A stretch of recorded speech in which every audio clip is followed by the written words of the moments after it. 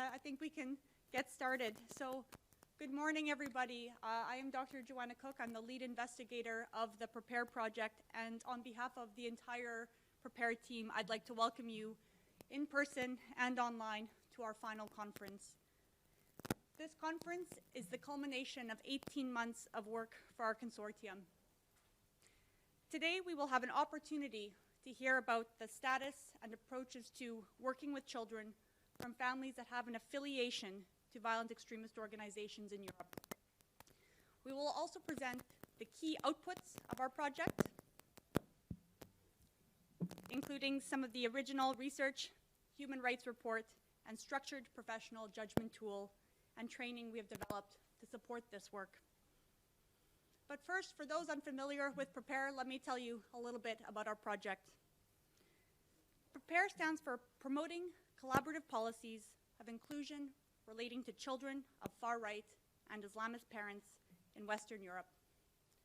Our partners include Leiden University, Trilateral Research, TNO, the International Center for Counterterrorism, and Gobierno Vasco, the Department of Security. Our project focuses on 6 EU countries: France, Germany, Kosovo, the Netherlands, Spain, and Sweden. And we are funded by the EU's Internal Security Assistance Fund, and we would like to thank them sincerely for allowing this research to be made possible.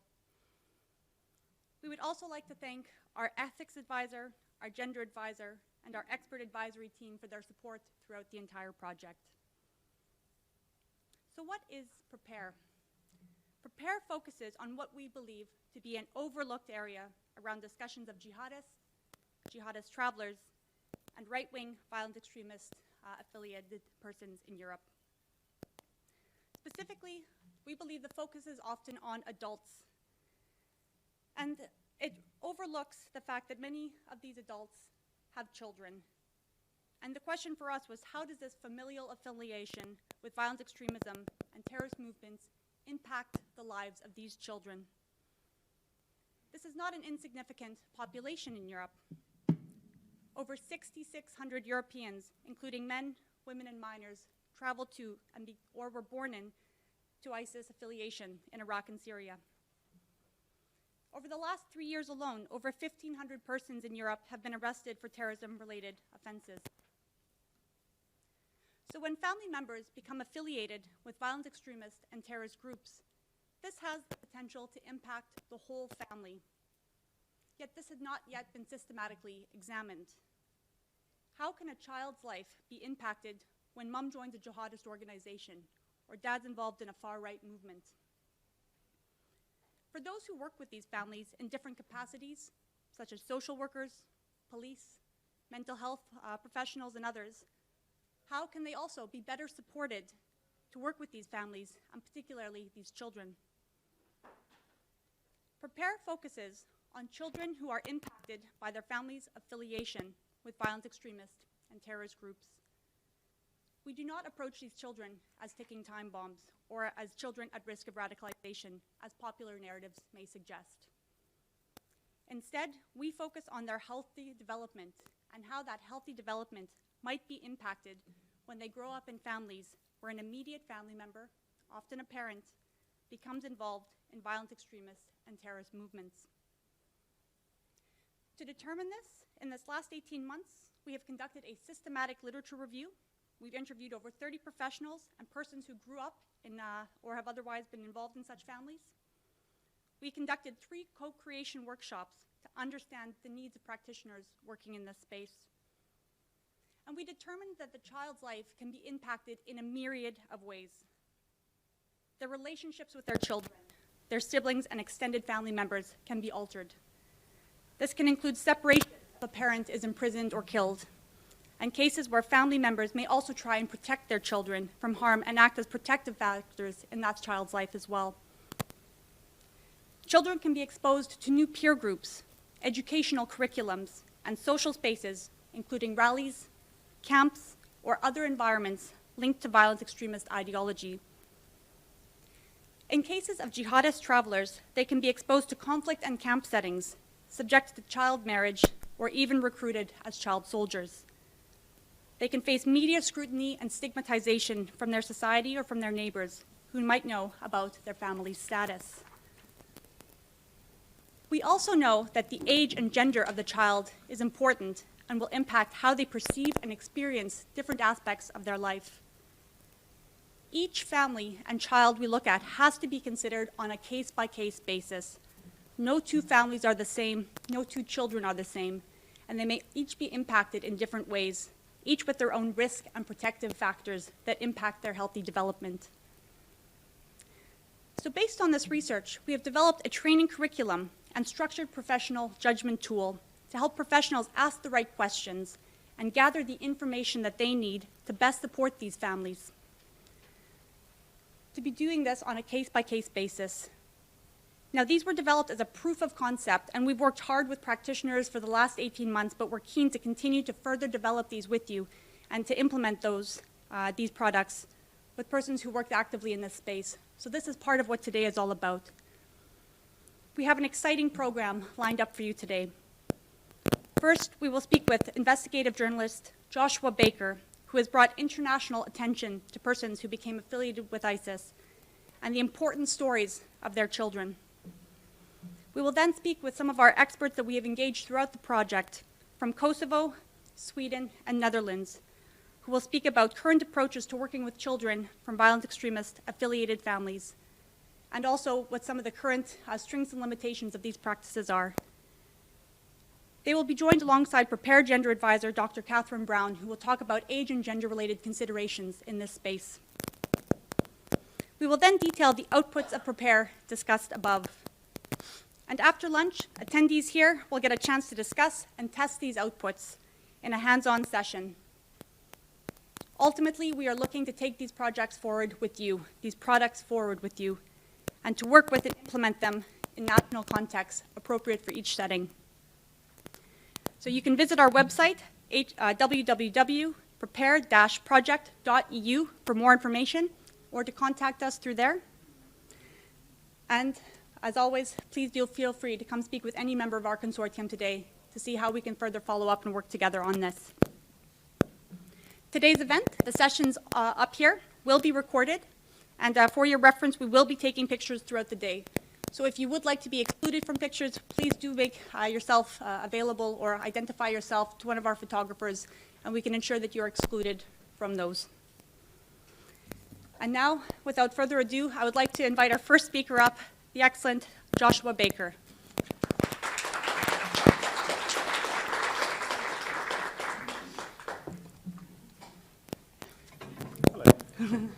Joshua Baker is an investigative journalist, filmmaker, and creator of the BBC's most awarded and listened to podcast series, I'm Not a Monster. Most recently, he made the Shamima Begum Story, which created international headlines as it unpacked one of the most contentious stories of our time. And in 2021, he also received a congressional commendation from the US government for coordinating multiple life-saving extractions of civilians, including children, from Afghanistan. So to start us off, we're going to have a conversation here, and let me... Can you hear me? Oh, you can. There we go. And there should be a second mic. So if you unclip that.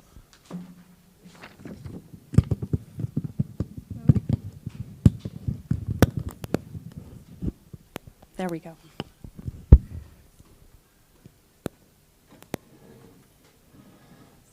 It's a little bit of an informal setting for a conversation like this, but I think, Josh, to get us started here, let's have a look at a clip from your first series of I'm Not a Monster.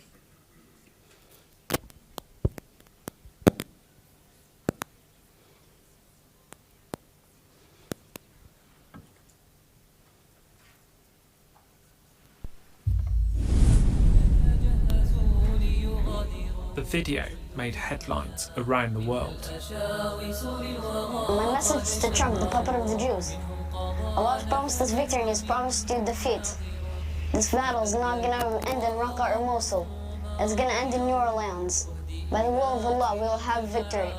So get ready, for the fighting has just begun.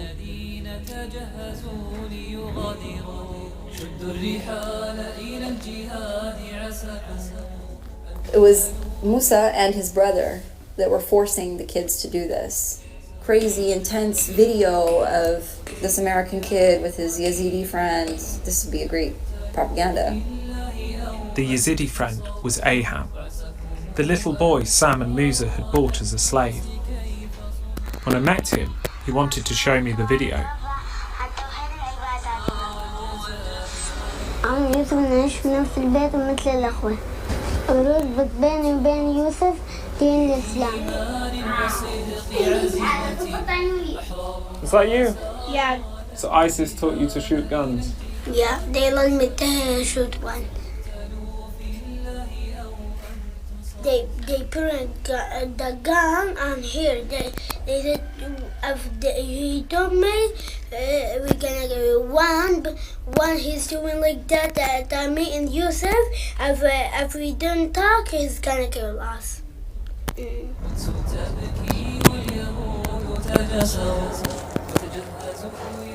So how did it come about? Did you want to do it? No. I just wanted to go on with my life. Just wanted to get back home, do my thing. Sounds like you worked out that you had to do this to keep going. Yeah. Some people will have seen the ISIS propaganda video of you. What was it you would want people to understand? That not all kids actually want to do that. That a lot of times they're forced.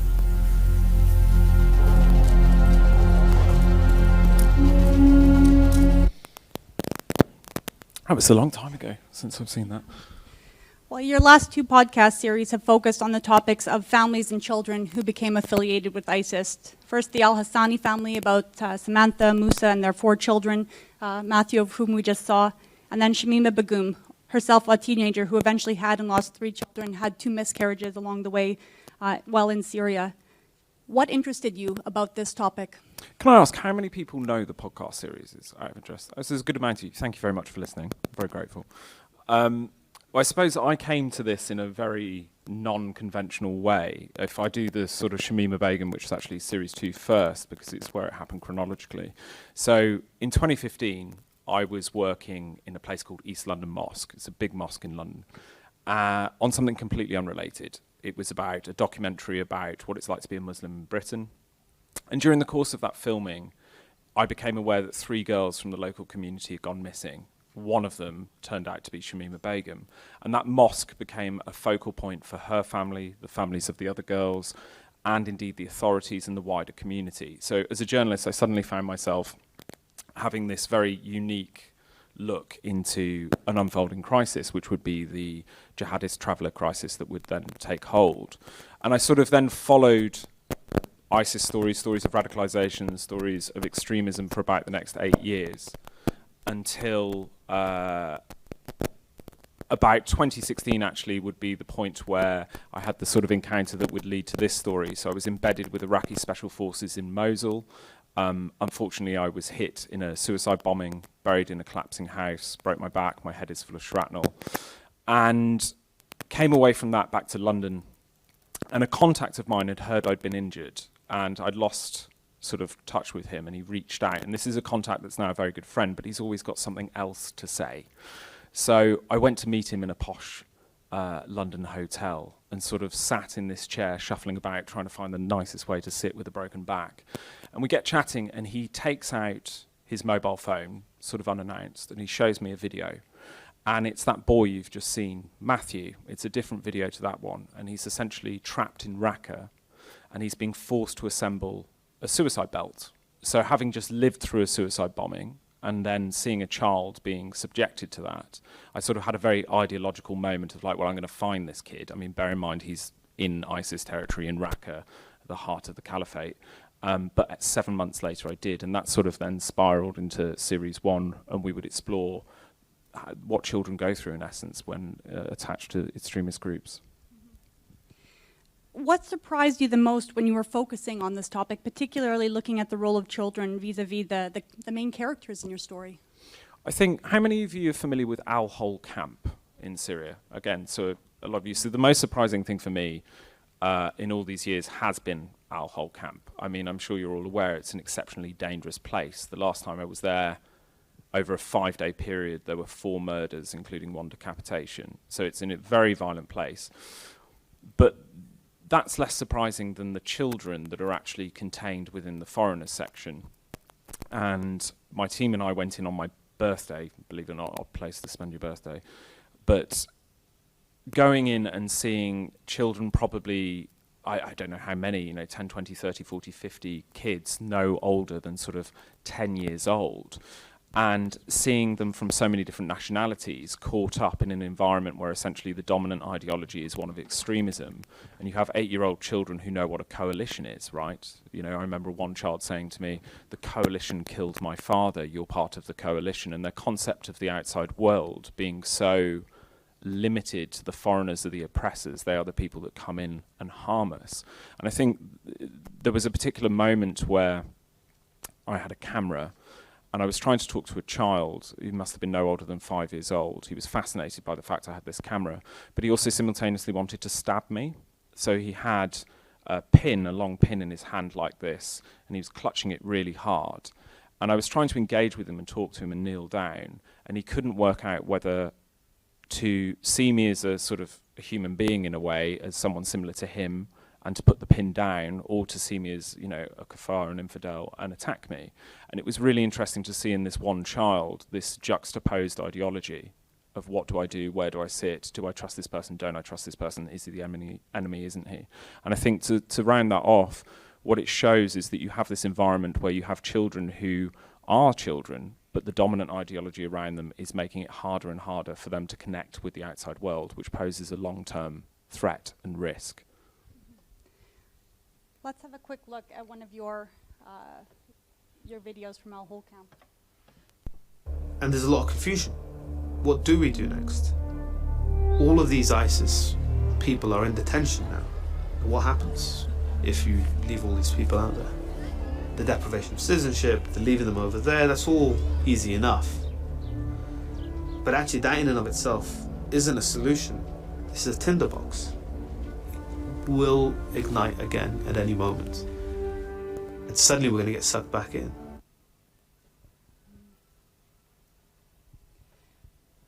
Children who become associated with terrorist groups through their families are often viewed with fear as risk to society.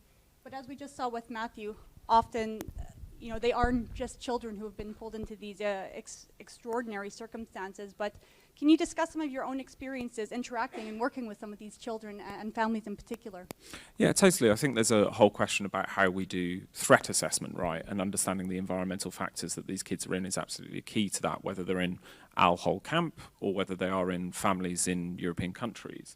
I think one of the key things, and we'll come to this I'm sure, but the media has a lot to answer for in terms of the representation of these stories. But I think the key thing with these children is that very obviously, they are just kids. And I think understanding the mechanism by how you separate them from the ideology that is present often with their parents or adult actors around them is key. And I think what we struggle with is to see the child in front of us, particularly in the media landscape. I think certainly in policy spaces as well. We tend to sort of put them all into one basket in one sense and not separate the age difference and the ability for them to have agency. Well, we already talked a little bit about Shamima Begum, who was herself a teenager when she became affiliated with ISIS, and again, who had 3 children while in northeast Syria. But let's have a quick look at her story in the latest series of I'm Not a Monster.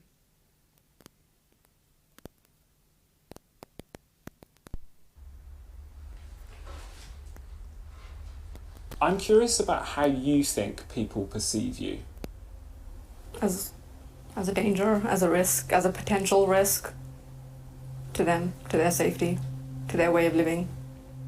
Do you understand why society has so much anger towards you? Yes, I do understand, but I don't think it's actually towards me. I think it's towards ISIS, but when they think of ISIS, they think of me because I've been put on the media so much, But they only did that because you chose to go to ISIS.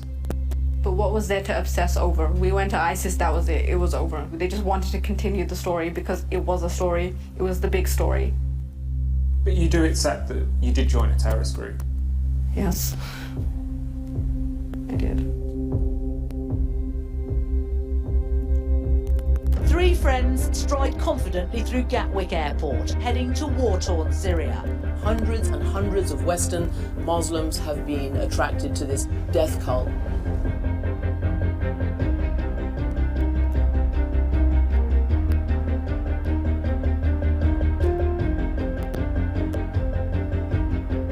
Shamima has become a lightning rod and a polarizing figure. I don't trust her.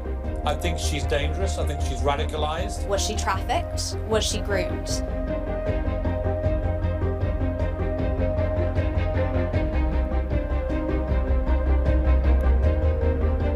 When you throw your lot in with the devil, don't expect the niceties of what Western democracies and Western justice stand for. They were children, they were manipulated. We have probably let this child down at some point. Could Shamima Begum have been prevented from reaching ISIS? There would have been a possibility, yes. They can't expect us to come back to the UK and be welcomed with open arms. I think she shouldn't come back. She's made her choice. It's really complex. She's really complex.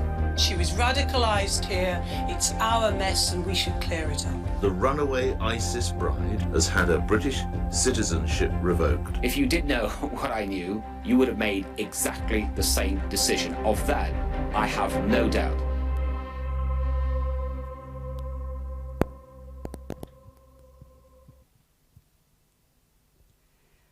We know the media has a significant role in crafting and promoting specific narratives about individuals affiliated with terrorist groups, and particularly children and youth as well. And I want to discuss a little bit about this. What role should the media be playing in covering, responsibly covering children that are affiliated with these groups, often through no choice of their own?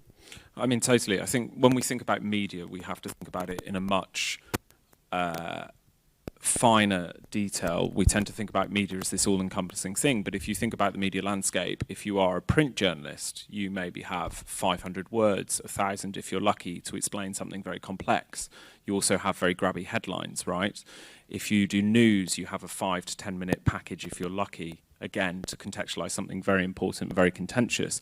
And I think with those two types of format of media, you inevitably end up in something where it is going to be more sensationalist and it is going to lack context. I'm very lucky I left both of those landscapes to do long-form investigations. The BBC gives me a huge mandate. It's very rare, I'm very privileged, but that gives me a year to work on a story.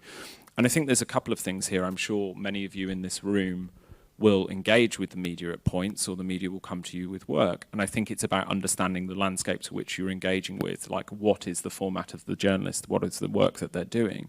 But I think on our side of things, there does need to be a greater understanding about how we distinguish between people who have been associated or member of terrorist groups. It's a very unpopular thing to say, but if you take ISIS, there is a sort of scale of ISIS, right? You have the people that were taken there in Matthew El-Hassani's case as a young child, very little agency in that. At the other end of it, you have the executioners. And then in the middle, you have people that perhaps genuinely believe they were going to join an Islamic utopia. And I think understanding the scale, understanding the nuances of this is something that the media really do need to try and do better. And we all get it wrong sometimes, but I think given how much we propagate these narratives, how much of a space it can be for causing problems, we do need to do better at that. I'm slagging off my own profession there, aren't I? Well, perhaps to kind of summarize your thoughts there, what do you think would be the kind of top recommendation to media to better or more responsibly cover children that become affiliated with terrorist groups? Is there kind of one top line that you would say this is the most important way that the media can more responsibly address this issue? I'll do media and I'll do policy and governments. I think so. I think media, in the first hand, we have to do better at how we handle stories relating to minors associated with extremist groups. We have in our team an extraordinarily large amount of practices and checks and balances we put in place to understand how we will tell a story. I think our industry would be better equipped to do this if there was a sort of broader mandate of rules about how you cover these sort of things. And I think there is room for policy insertion there. But I think also just more broadly in terms of a practical one around this issue, I think we really do need to adjust how we go about assessing our concept of threat assessment. So if we cite that particularly within the northeastern Syria space with these camps Hol and Roj, you know, there is the debate endlessly about do you bring these people home? Just mimed them. Do you bring these people home or do you leave them there? Now, inevitably, anybody that has been associated with ISIS or any extremist group can pose a threat. We shouldn't ignore that.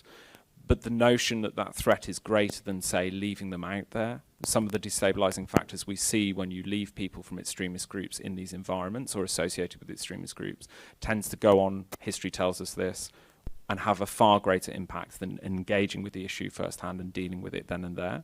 And I think we are in danger at the moment of maintaining a really dangerous status quo on this issue. And I think whether I'm speaking in places like this or engaging with the Council of Europe, there is a sort of wide understanding that this is an issue that needs to be dealt with, but what is lacking is an actual decision to be taken and a unified strategy across European nations to actually bring people home and put them on trial or afford them therapy. And the last thing I would say is, you know, Matthew El-Hassani, the boy you saw at the beginning of this, you know, he was put in a propaganda video that threatened President Trump. His face was beamed around the world. He was widely considered to be a threat. He's somebody that was brought back to America. He was given about a year of intensive therapy, reintegration training with his family. He's now living a really good life with his father in America. His siblings are with the grandparents, and he has had a new start, and he's doing really, really well. So it does work.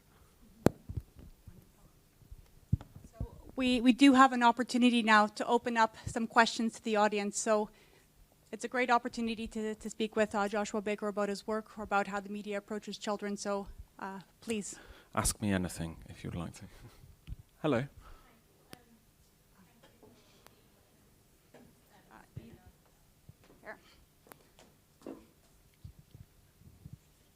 So a really interesting point around the documentary, which kind of conflicted me when I was listening to it, is the issue of gender. And I think also what one of your, he looked like an official, and he mentioned the fact that he said it's very complex. She's very complex. Where does gender fit into a lot of this? And what is an end goal for someone like Shamima Begum? What do we want, what we as society, what do we want from her? So the gentleman you're talking about is Anthony Lloyd. So he's the Times journalist who initially found her and did the first interview with her after her emergence from the caliphate in 2019. So he was the first person she spoke to outside of the ideology of ISIS, and it was some of the things that she said to him that led to her being considered a threat. In terms of gender, I think you have to broaden it, actually. I think it would be impossible to say that issues of gender, race, religion do not play a role in how these individuals are treated and viewed. I think in the Shamima Begum's case, I feel very confident saying if we were talking about a white girl from Chelsea, it would be handled very differently, but we're not.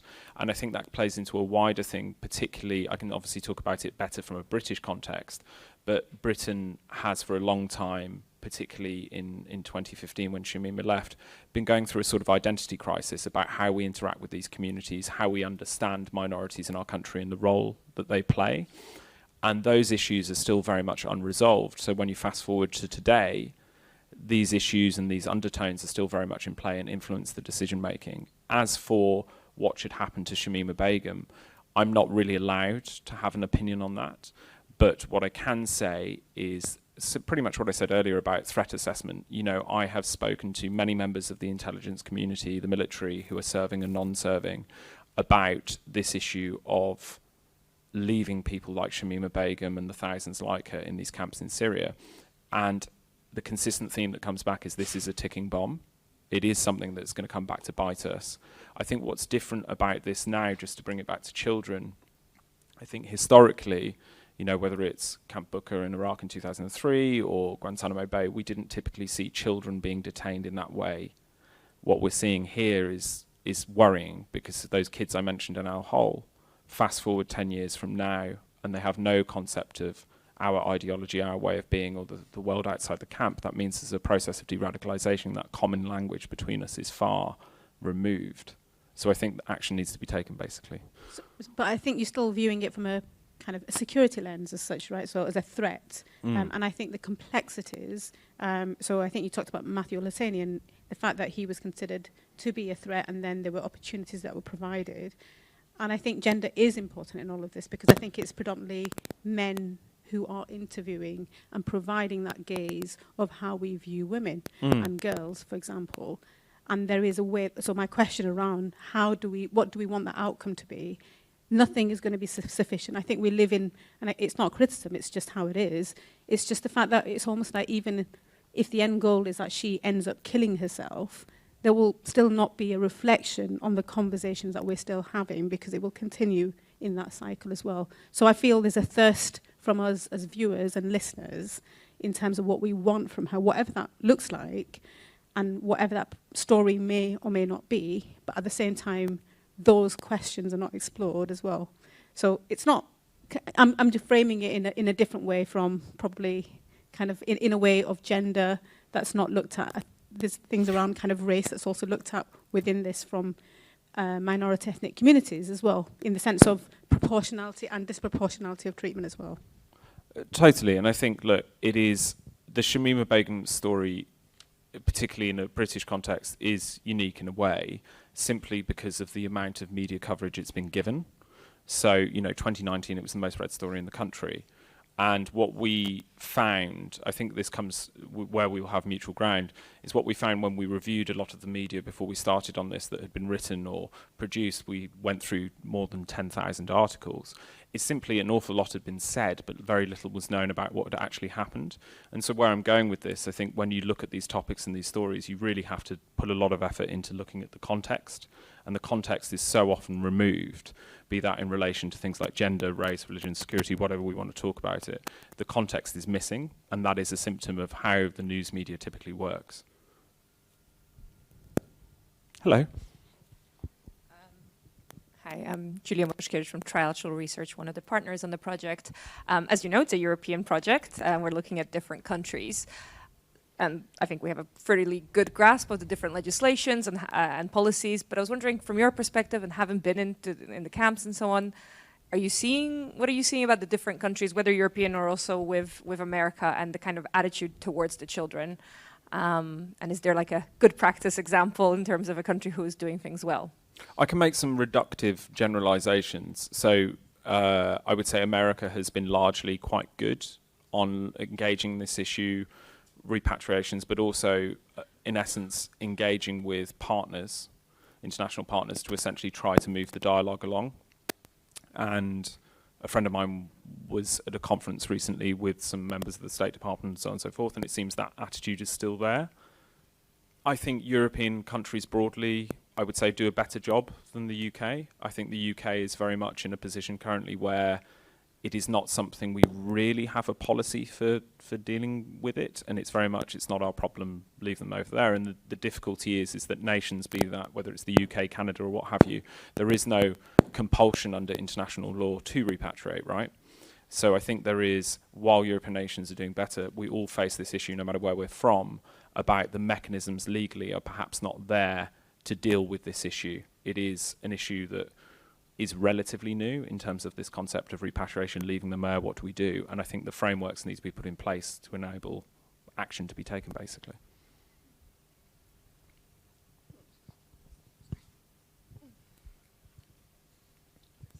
Hello. So I'm working on a project founded by the European Union on reintegration and rehabilitation of former terrorists post-release. And we are implementing the project in Tunisia, which is in the MENA region. And we are having really real challenges with the law enforcement institutions. So I was wondering how easy or difficult was it for you to get all the authorization, to get the interviews with those who just back from conflict zones? Thank you. Obtaining interviews isn't necessarily that difficult. I mean, we have processes in places because we've been doing it for so years. So if you want to have a separate chat about how we go about doing that, I'd gladly do that with you. The other thing that we do is we do quite a lengthy consent process with these people, which is something I think is just worth mentioning, because when you interview people who are either detainees or from extremist backgrounds, obviously there's a power dynamic between the interviewer and interviewee, so we have a way of balancing that out. I think coming to your question about authorities, it is interesting because I think when we talk about authorities, again, that's a broad, all-encompassing word. And I think certainly in my experience, the intelligence community tend to have a very different view of this situation to perhaps law enforcement. And then government itself is also very fragmented, be that foreign policy people tend to have a very different view to domestic policy people. So I think it depends where you land in those conversations and who you're talking to, if that makes sense.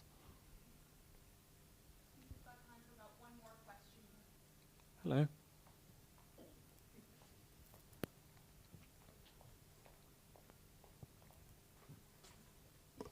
Thank you. Julie Coleman, formerly with the International Center for Counterterrorism, now with the UN mission in Kosovo. I have sort of a two-folded question, so I'm going to try to wrap two into one. I'm really curious the extent to which you agree or disagree with Shamima Begum's statement that she made in this video clip of the media being to a great extent, responsible for her current situation, and, you know, reflecting upon whether she hadn't granted that interview to the Times, whether her citizenship would have been stripped, for example. Can I do that one first? Sure, yes, and then, please. sorry, No, a not basic at all. human being, I'll forget your second part of the question. So I think there's a couple of things there. So in terms of responsibility, the media absolutely play a role in how this story is perceived. In terms of responsibility for going, Shamima Begum does have agency in that.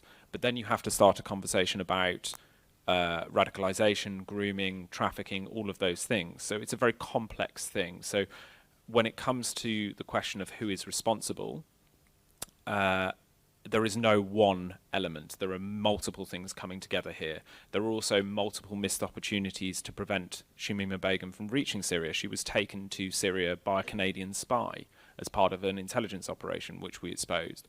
She was being monitored by our signals intelligence in Cheltenham, and in essence, there was a failure, perhaps, I mean, the judge in the ruling called it myopic by local law enforcement to prevent it from happening. So there were a number of factors. In terms of Anthony Lloyd's interview, I think it's actually very important to separate that interview from other interviews that followed. And the reason being is Shamima Begum had just emerged from the caliphate, she was 9 months pregnant, and she was desperate to save her unborn child. By this point, she's lost 2 other children through, we believe, starvation, and 2 other through miscarriage. Now, at that point, the message that she's trying to get out is, please bring me home so I can have this child. And I think Anthony actually did a very good job with that interview. I think perhaps what's missing in the understanding of that interview is a person that is talking within the mindset of the state, right? So they are going to speak in a certain way. And for an audience like us, unless you're familiar with that, you're going to struggle to find the nuance in that. And you sometimes see it when you look at that interview and listen to it. You see Shamima wrestling with those two things. And what was the second part? I'll be really quick, I promise. I think that's actually a nice segue into the second part. If we contrast Shamima with Matthew, right? Matthew is a much more sympathetic character or figure. You know, he was a child with very little agency. Whereas Shamima, she was, though, a child when she originally left. So how do we sort of regard those who were children maybe initially, but with more agency because they were teenagers, but they've now matured into adulthood? And so how should we frame those? You know, do you have any reflections or experiences, maybe even apart from Shamima? Well, I think it's an interesting question. So I think just to talk about those two cases, so Shamima Begum had subscribed to the ideology of ISIS.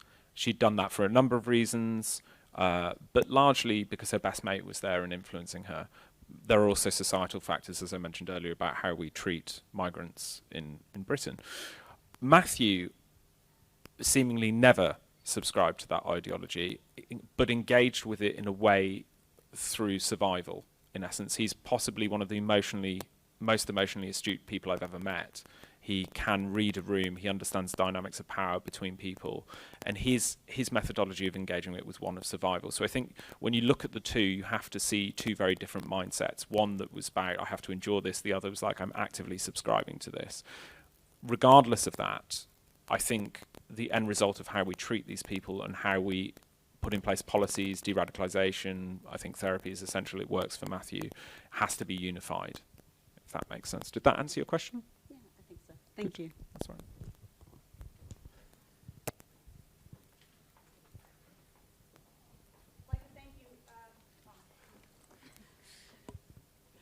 I'd like to thank Joshua Baker very much for coming and sharing his experience and the talking a little bit more about the role of the media in covering these families and these children. So perhaps we can give him a round of applause and thank you for him.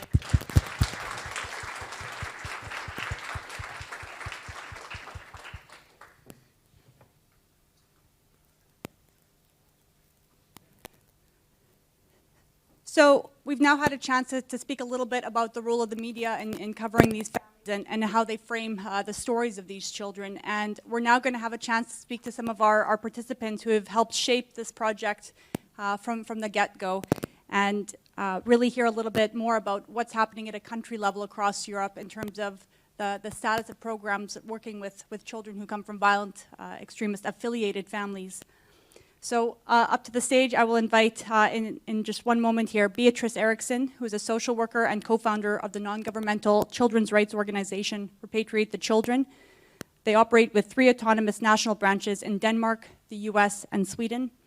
And they have been an integral actor in the first instances of Western countries repatriating citizens from these camps in northeast Syria.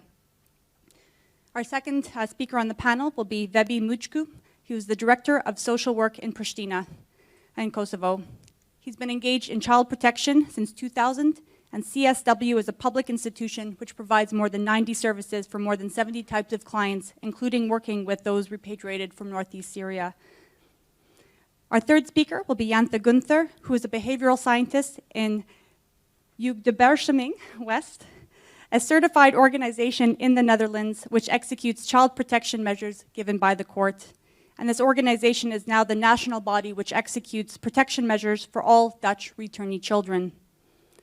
And last but not least, Dr. Katherine Brown, who is a reader in religion and global security at the University of Birmingham and also the gender advisor to the Prepare project.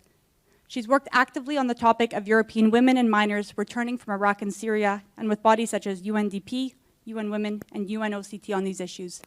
So if you can give us just a minute, we will get the speakers up here and the slides presented. One moment.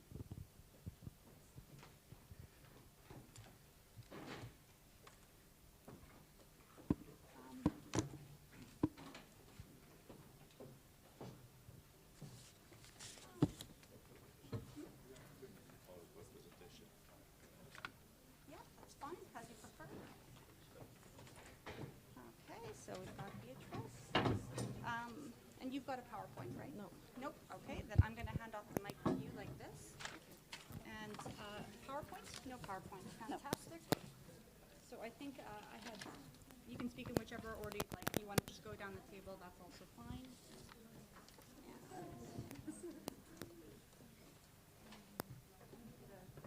And then, so you didn't want the PowerPoint either?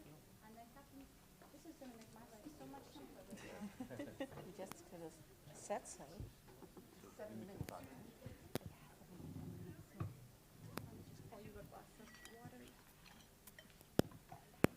Oh, this is far for you. Is that okay? Yeah. Yeah.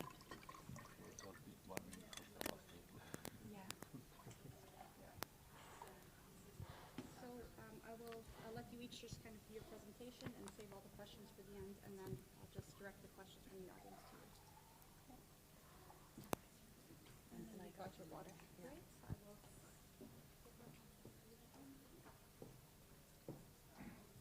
So without further ado, Beatrice, I'll hand it to you.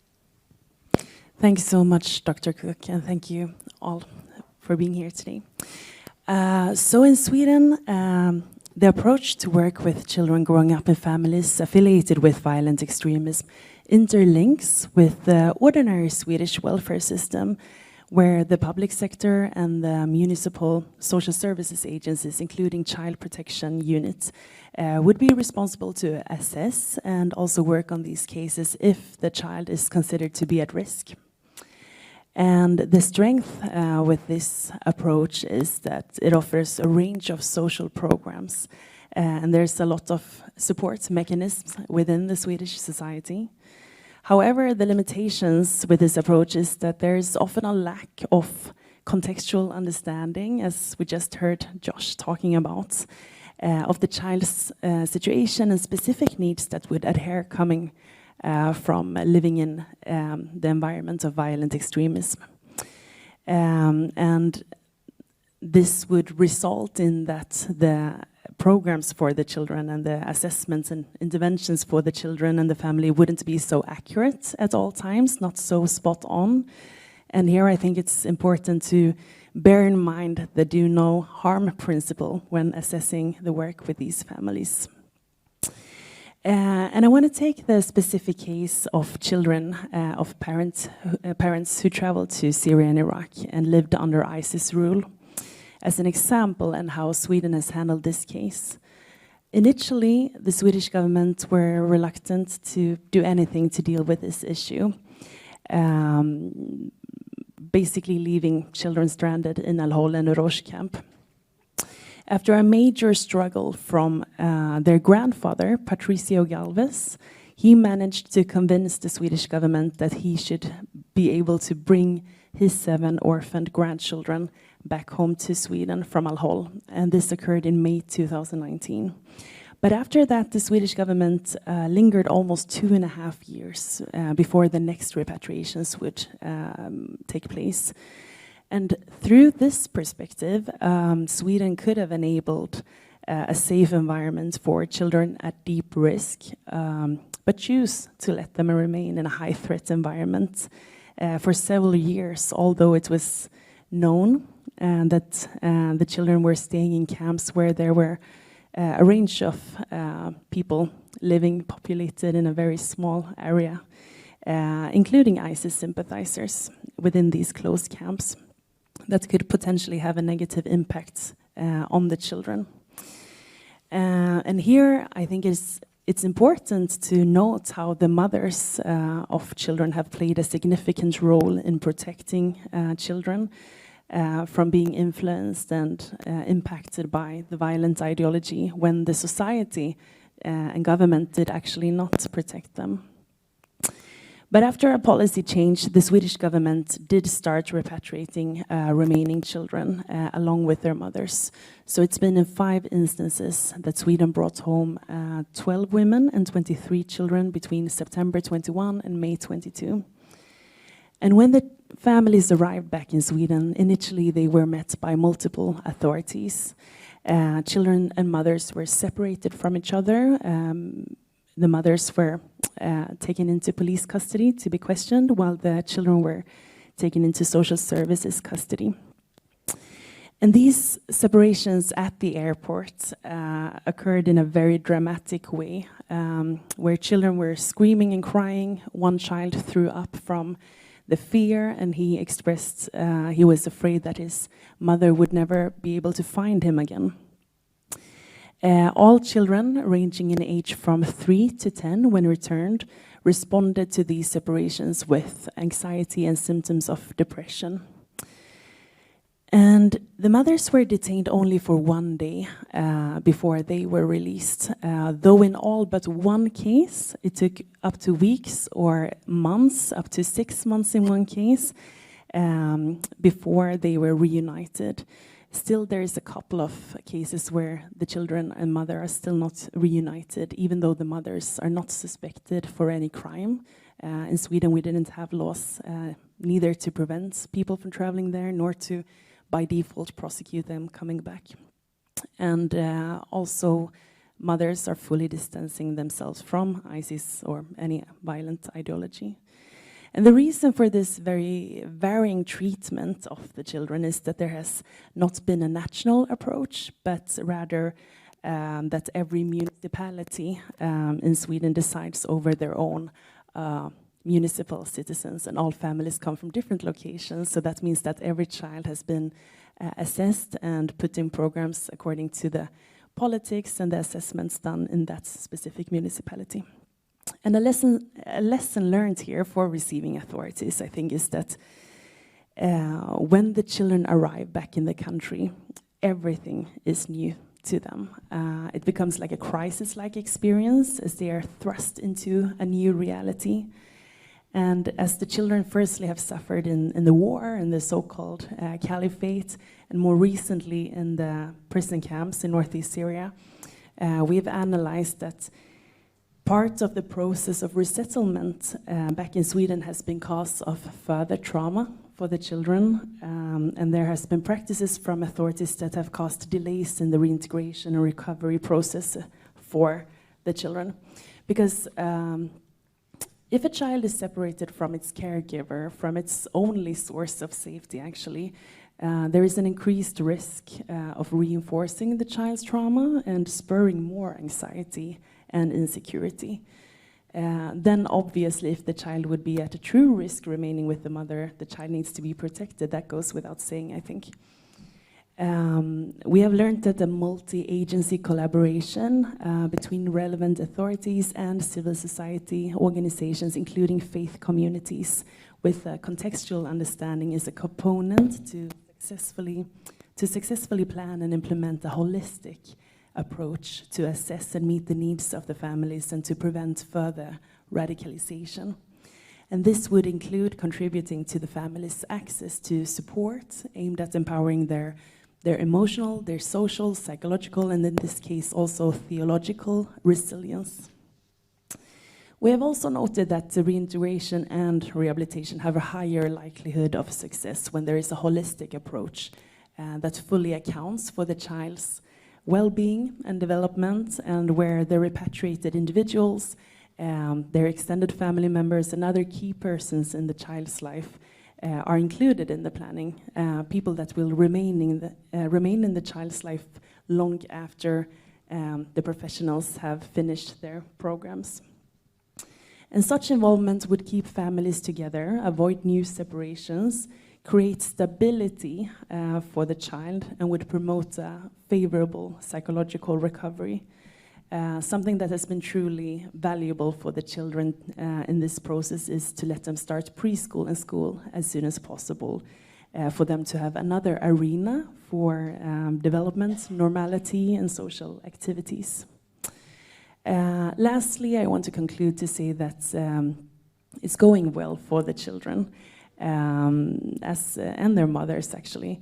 As a social worker within Repatriate the Children, I go visit these families. I'm in regular contact with them. Just last week, I was traveling around Sweden doing visits with 6 of the returning families. And it's just incredible to see and follow their development and how they are adapting, how they are recovering.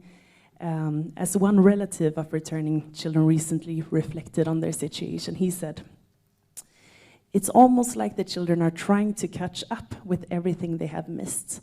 Now they have gotten a new chance in life and they are surely embracing it." Thank you.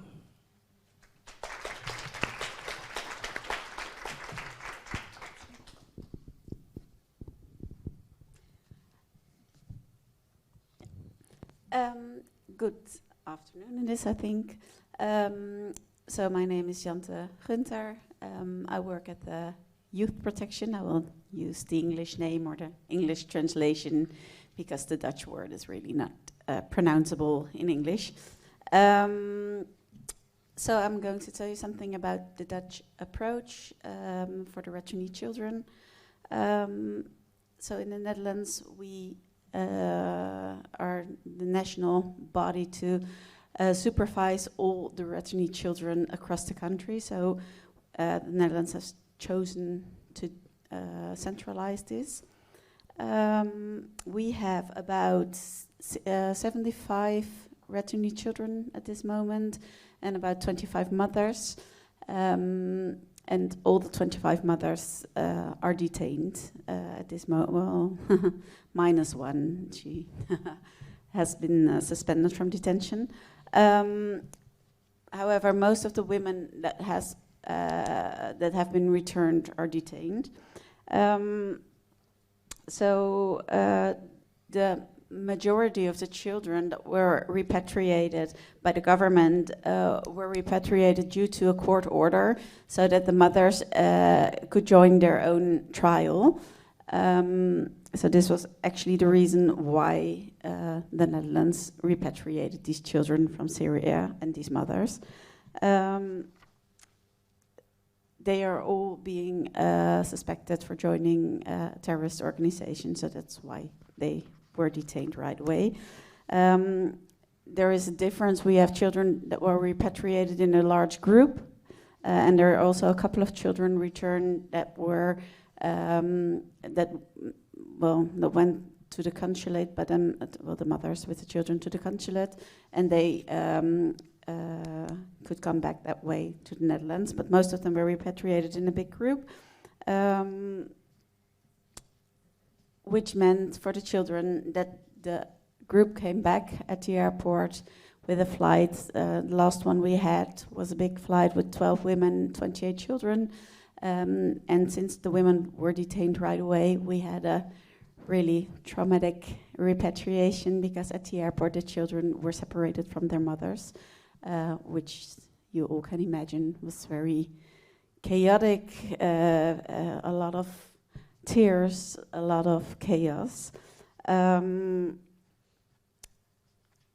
for all these children, this is of course very traumatic experience and a breach in the attachment with their mothers, because they're arriving in a country which they don't know, and the only person who is really who should be there for them is the person that will be kept away from them. So what we saw with these children was that they were really anxious. A couple of them didn't speak the Dutch language. Not all of us speak the Arabic language, so it was really traumatic to help these children. What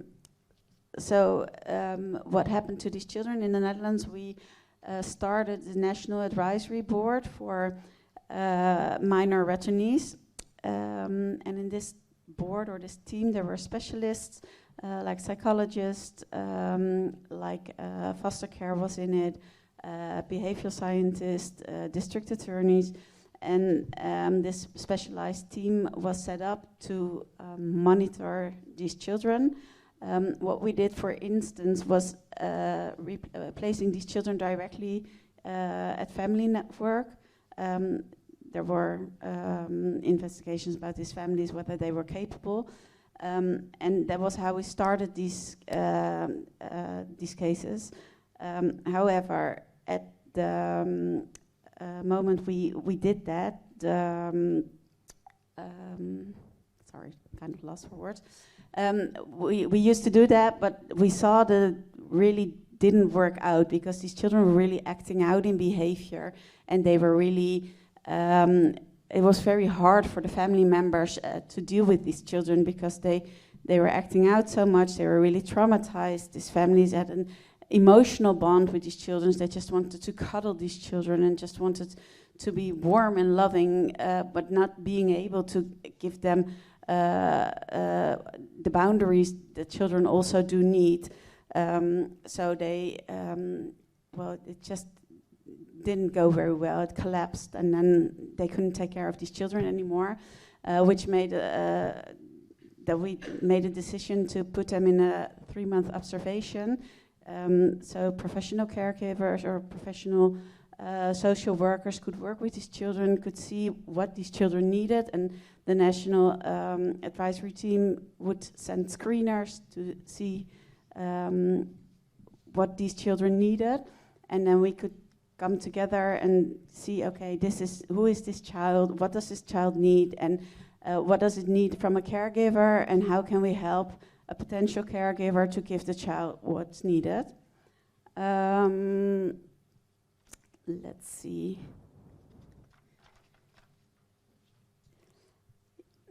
So these children were in this observation group for 3 months. And just also to stabilize, because everything in our country was new for these children. A warm shower, a heating system, sliding doors, but also a plane flying over, which is pretty normal for us. For these children it really was very scary. They just flew and ducked under tables or couches or whatever they could find. So meanwhile, in these 3 months, the family members that were an option for to raise these children during the detention of the mothers were screened and see if it was compatible, so if these caregivers could meet the needs of these children. So depending on the outcome of the screening of both the children and the possible families, the children were either placed with families or they were placed in foster care or group care. And well, that differs per family. What we do see with the children, with all of the children actually, is that they have a lot of trauma. They went to war zones, they've seen violence, they've seen militaries, they have seen a lot of things. We see a lot of attachment problems because even though these children were with their mothers 24/7, they were, that doesn't mean that the attachment went very well, because they, to have a good attachment with your mother or your caregiver, you need to have the opportunity to explore and the opportunity to fall back on your caregiver if something goes wrong. And in this case, they hadn't have the opportunity to explore, but they couldn't fall back on their mother as well when something went wrong. When there wasn't bombing, there was also stress with the mother, so the mother couldn't regulate the stress of the child. So we see a lot of problems in that. We see sometimes with the older children, we see the identity problems, and of course the cognitive disadvantage due to the lack of education, or sometimes also due to trauma. We have a lot of challenges working with these children. First of all, clarifying the trauma. That's actually due to the mothers who are still in prison, and these mothers are scared to be open about what happened, because everything they say can be used, well, they think that it can be used in their trial, can be used against them. So they will not tell a lot about what the children really went through. There are a lot of waiting lists in the Netherlands for help, so that's also a very big challenge. We need to take account for the cultural aspects, which is sometimes difficult. Sometimes language is a difficulty because there are not that many Arabic speaking, and Arabic speaking is also very broad, but social workers. The detention of the mothers is a really big challenge because these mothers are detained, which makes meeting them complicated, which makes talking to them in combination with family members or in combination with help or caregivers very difficult. And what is really a difficult thing and a challenge is that the Netherlands is revoking a Dutch nationality if the mother has a double nationality, and unfortunately in most cases this is the case. So at this moment we are having mothers whose nationality has been revoked, which means you do not have the right to social security, homes, jobs, schooling, which makes it very difficult to place these children back with their mothers. However, the children do have the Dutch nationality, so they do have certain rights, but in practice it's very complicated to see that the children will get these rights when they're living with their mother. So that is really one of the most difficult topics at this moment, actually. I think that's what we do in the Netherlands for now. So I will pass the mic on to my neighbor.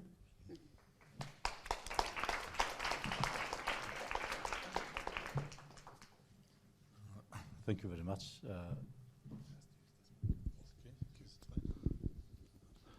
Okay, thank you very much. I am Vebi Mujku, Director of Center for Social Work in Pristina, and I can speak today on behalf of perspective of providing the social services. Center for Social Work is a local institution, And in Kosovo, there are 38 of them, which means every municipality has one center for social work.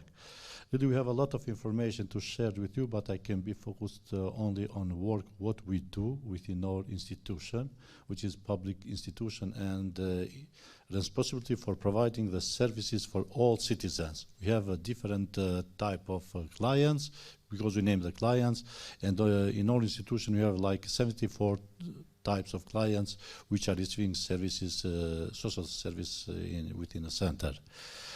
Now, talking for repatriated people, I will be focused mostly on these topics because we are today here for this topic.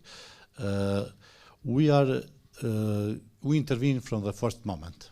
Whenever you have a case of repatriation, we are there the first to provide the services for the children, for the woman, for all the family. And from that moment, whenever we intervene for every case, Center for Social Work is obliged to appoint a case manager, which case manager can deal with the family. In case that we have a child which are accompanied or they are orphan child because due to the missing the both parents, we can appoint immediately within a 24 hours the legal guardianship, which legal guardianship can protect their rights and everything whatever is needed for the children. As you know, Kosovo has a large number of the citizens who are part of this war. And until now, based on the data which we possess, there are 423 people, but from 2019 up to 2022, which are repatriated, but we have the largest number of repatriated people at once. We have in 2009, like 123 people returned at once, and there are 78 children, 33 women, and 12 men. And of course, the men, based in our law, they automatically they are sent to the detention, but in Kosovo usually the woman didn't send to the detention because always we consider that there is the best interest of the child to stay with the children, and most of them they are under home arrested, but always under supervision of the security of the police, of the workers of center social work, etc. What we provide? We provide for all these family psychosocial support because the case manager can immediately develop the individual working plan for each family and always having in consideration the best interest of the child and to see which is the need of the family. In beginning, when the family were returned, all of them, they said that we have shelter and we have when to go. But after first evaluation, became that 20 of those families didn't have any house, and we are obliged to pay rent, and still we continue paying the rent for those families. We have like 50 families which are receiving the support from the state, and we pay the rent for them. But in same times, we did provide also the social sense scheme, because within the Center for Social Work also there is a division which provides this financial support to this family, and in most of the cases family is not able to complete these administrative documents which are needed to fulfill and to complete to receive this support, but always we escape some of those documents just in order to provide this financial support. But in case that we have children with no parents, always we have developed very well in Kosovo the foster care service, and we have cases when we place the children in foster care families.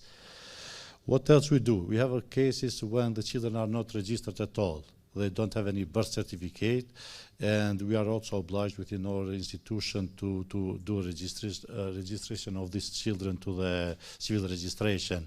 And we have a problem with the dates because usually it doesn't have any documents, or they do provide any documents in Arabic which really we cannot recognize because you don't understand that you cannot recognize, because if you recognize this document means that we recognize also the war of the ISIS.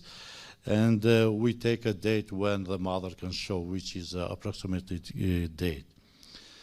For every case, in every municipality, we did organize this case management roundtable. We organize the work when they are multidisciplinary work. They participate all actors which are within the municipality, and we discuss by name there for the family. Every institution can show what they did, which are the obligations which they received, did they fulfill, and this is in a monthly basis we organize. If it's needed, we can organize much often such meetings just to see where we achieved. Because the problem is for some of the children who went to the schools and they are 9 years old, we cannot send them to the first class. For them, we organize the schools and they can to follow up on the schools, and they do finish 2 graduation within 1 year in order to achieve other plans. Some of them didn't, they have problem with language barriers. We organize some courses for them. And of course that we have a problem with some of the children because we have a mother who came with 2-3 children, and they have those children from 3 husbands because the first one died in the war. They get married for the second time, for the third time, and also we need to work also with those family to make some of them they are also a different color. What else we do? We were working closely with NGOs. We have some NGOs who are quite professional in this area, especially with providing the psychological services, because usually in a state institution we don't have too much or enough psychologists employed, and we are using their services to provide those services. And those services are provided directly at home, in the schools, and also we do some additional education for those children. We did organize also some study visits, study tours within Kosovo, that people can be more familiar with other cities in Kosovo, monuments, and the history of Kosovo, because we have children who are born there and they don't have any information about Kosovo. In the end, what we did, now we are in a process to develop the database, and we want to have a database to do this, to do follow-up of the cases for a long time. And every municipality will have an approach to their clients, but central level, which is Ministry of Internal Affairs, they're going to have an approach to all clients and to do follow-up, especially having consideration after some psychological session that we need to take care on children who will be adult very soon, and to not become maybe a recidivist or to become a member of ISIS in the future, especially from those children who lost their fathers in a war. This is what really we are focused to work on, mostly on those children. I don't know what else. Maybe I can receive any question from you, and I will be able to answer during the session. But maybe one of the information is very important. From all these people who are repatriated until now in Kosovo, we had only one case who is a recidivist. And this out of the program, because when I talked for 123 people, they came with a program which organized by state, but this person is out of the program, and it's only one case this year who are recidivists, and this is very good news for us, for all of us. Thank you for attention.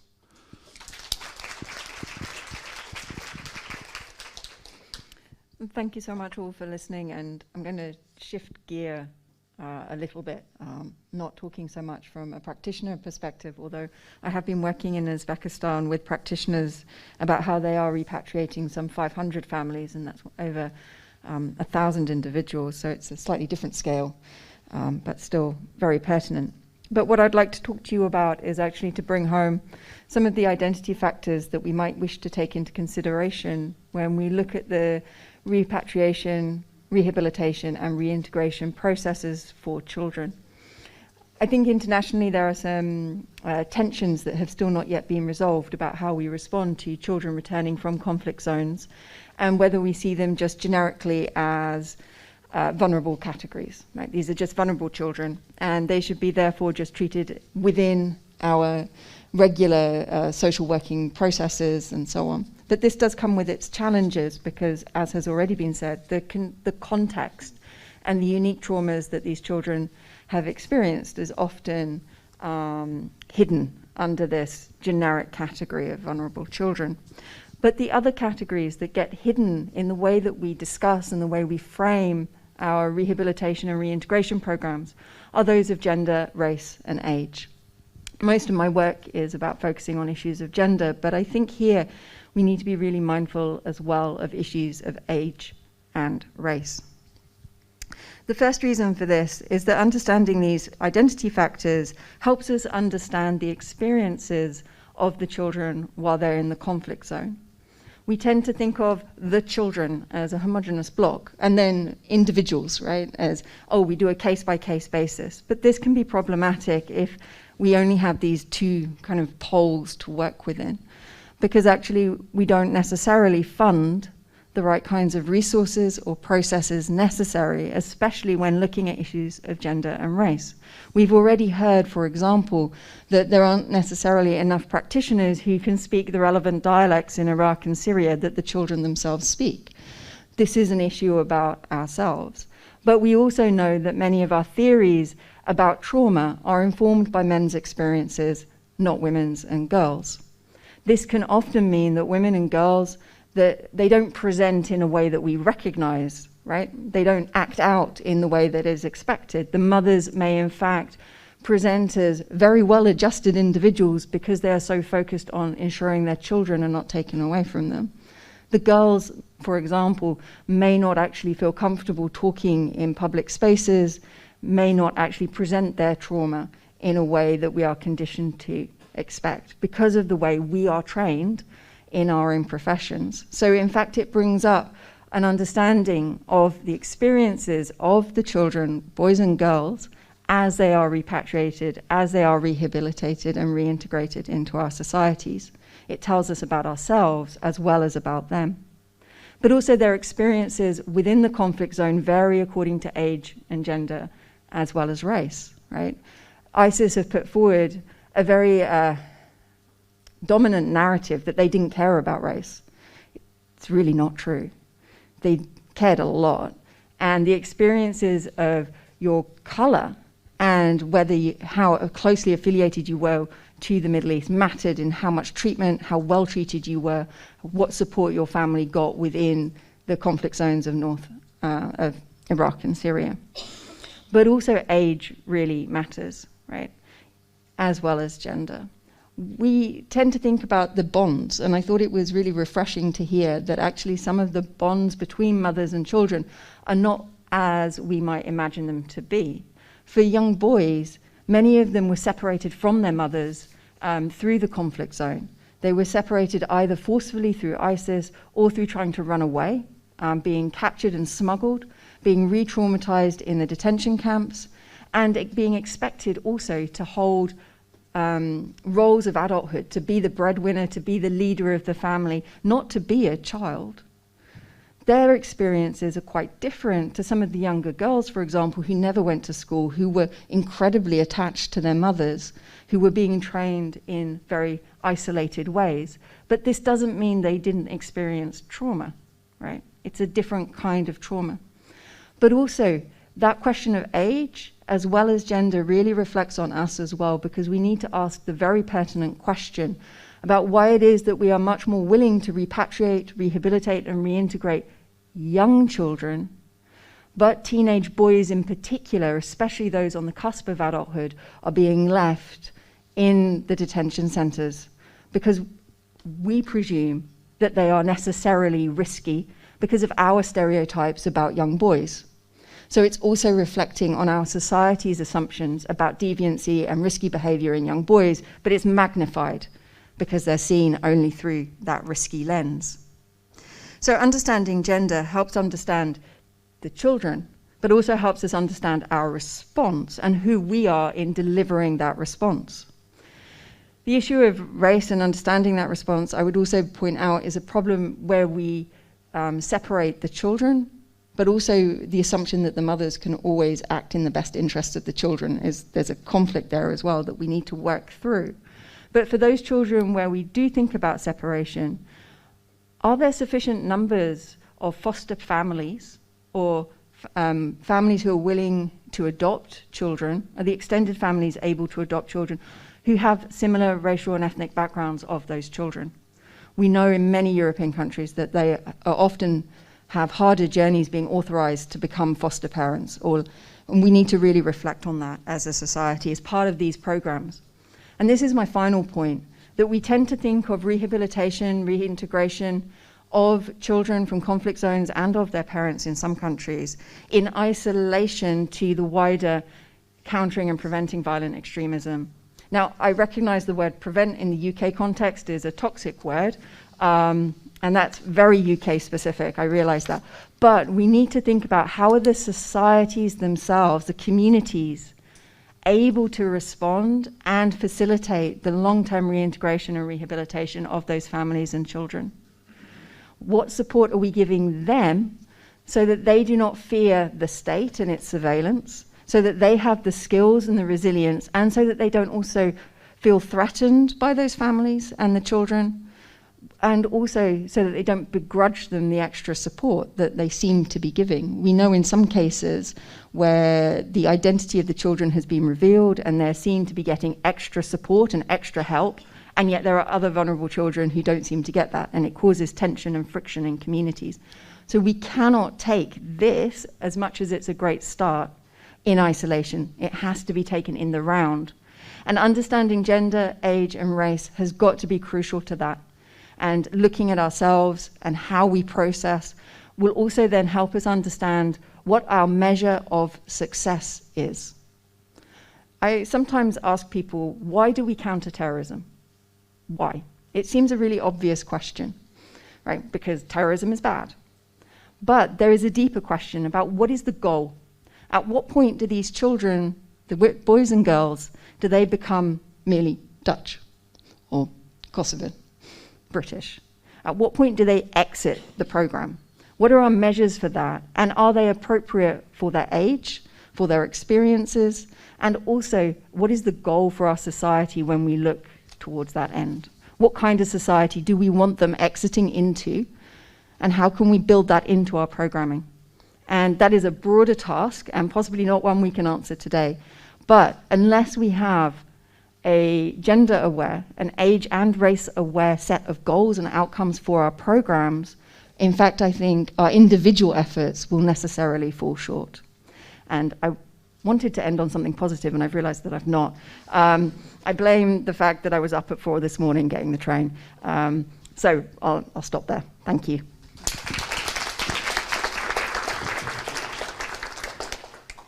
Okay, we've got about 15 minutes now for Q&A. We'll take a little break before our last session before lunch. So we've had a chance to speak a little bit about the media coverage now and some real practical example with age and gender considerations as well. So without further ado, any questions from the audience?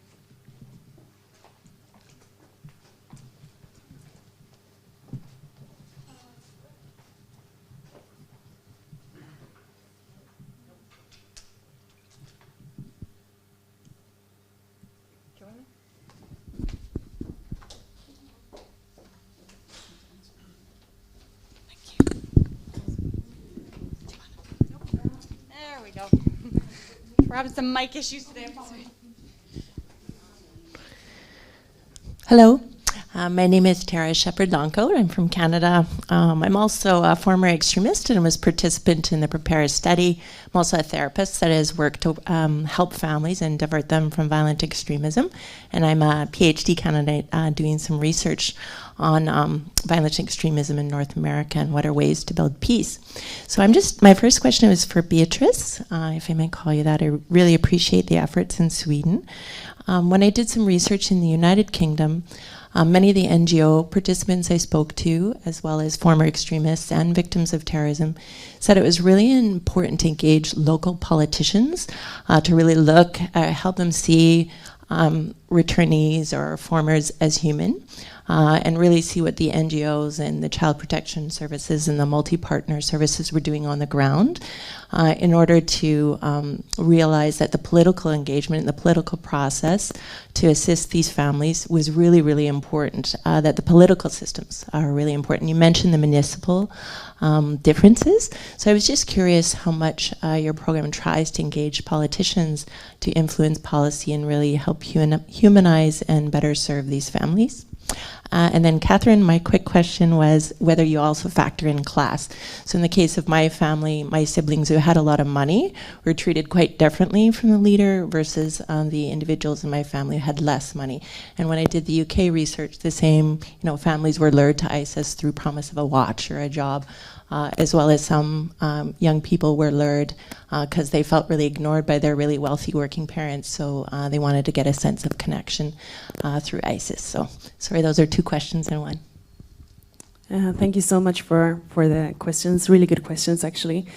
When it comes to the Swedish reception of these returning families, since it's interlinked with the ordinary welfare system, the welfare system is run by, there are staff professionals that are implementing the programs, but it's politicians who make decisions about it. This question has been a very highly politicized question, where children's rights and human rights have been set aside and been on the lower step, where politics have been higher up. And this is something that we have seen, for example, when the families from the northeast Syrian camp were repatriated and they landed in Sweden, and the politicians were making points of from the family separation. It wasn't the politician for children's affairs, social affairs, that said, yeah, we have protected the children from their potentially dangerous mothers. No, it was the Minister of Justice saying, yeah, these children, these mothers are now suffering not having their children. And this is not really how it should go, right? So this is like very politicized decisions. In our organization, we have worked a lot with media, actually, with journalists, to try to lift different angles, to be part of exchanging experiences. Initially, children were, not only in Sweden, but globally, they were depicted as ISIS children or ISIS brides, and this kind of language and semantics, which has been very harmful and also influenced the policies and practices.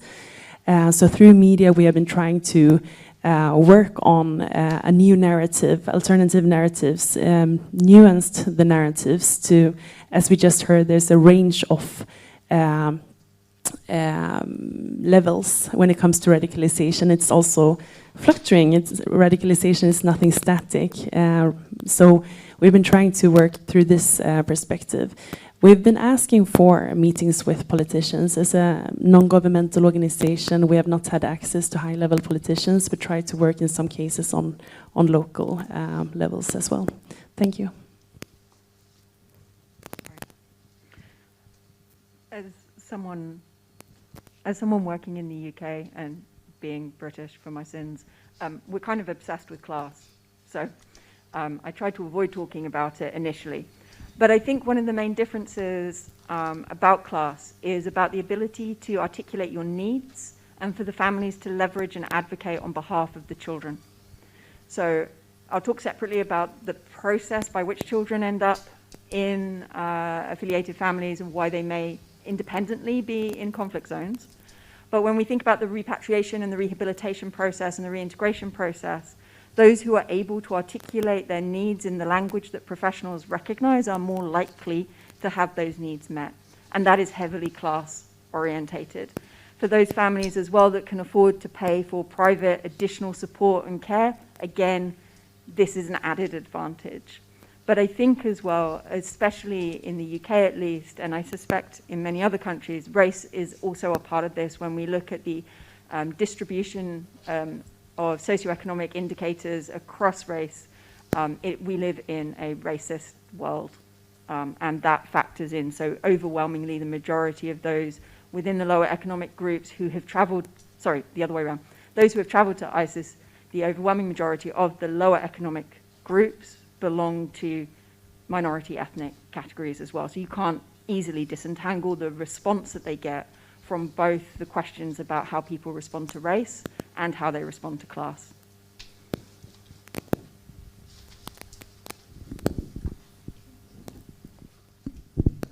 Thank you. That was really, really powerful, everything that everyone has said. For me, it was really important hearing kind of the real life stories of people that you're talking about, the dynamics, the difficulties, but also kind of not just from a practitioner point of view, but also kind of a child-centric point of view as well. So I'm going to just kind of throw in maybe a point that you may not kind of want to listen to. So one is around, we're talking about affiliated with violent extremism, and I'm also conscious of the fact that we've heard predominantly, in fact, all of it is around Islamist extremism, and we've only had the lens on one type of extremism. And I wonder, A, why that may be the case, and you don't need to answer it directly, that's fine. But I think also your reflection on the point of society, when we're asking for society to advocate, for example, the voices that often advocate. So for me, race is central in a lot of this, because what we see as extremism and terrorism, we have an idea of what an extremist or a terrorist looks like and feels like, because those are manifested in our reactions.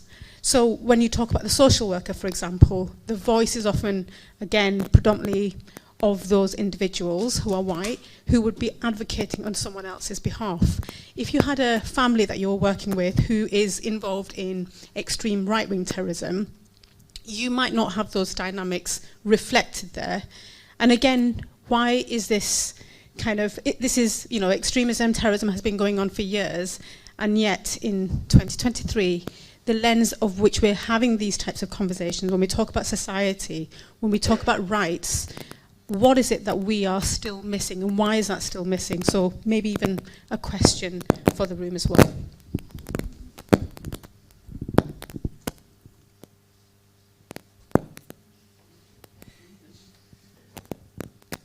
Thank you so much. So with my organization specifically, we never even, we're founded only for the case of the children of parents who traveled to Syria and Iraq as a response to no one speaking up on this topic. So for me as a social worker, I never imagined myself being in direct contact with anyone, actually, any individual being there, because we started out as an advocacy organization advocating for all governments, but specifically the Swedish one, to take responsibility for all their citizens, children, women and men. After I was together with this grandfather, Patricio Galvez, that I mentioned, and I was on the ground in 2019, being there to receive the children coming out from Al-Hol and flying with them to Sweden. As a volunteer, I was taking a gap year from work after I'd been working with rehabilitation or integration with people convicted of crimes. So I had not been working in the extremism field. So as a response, we formed the organization to advocate for Sweden to become a better society.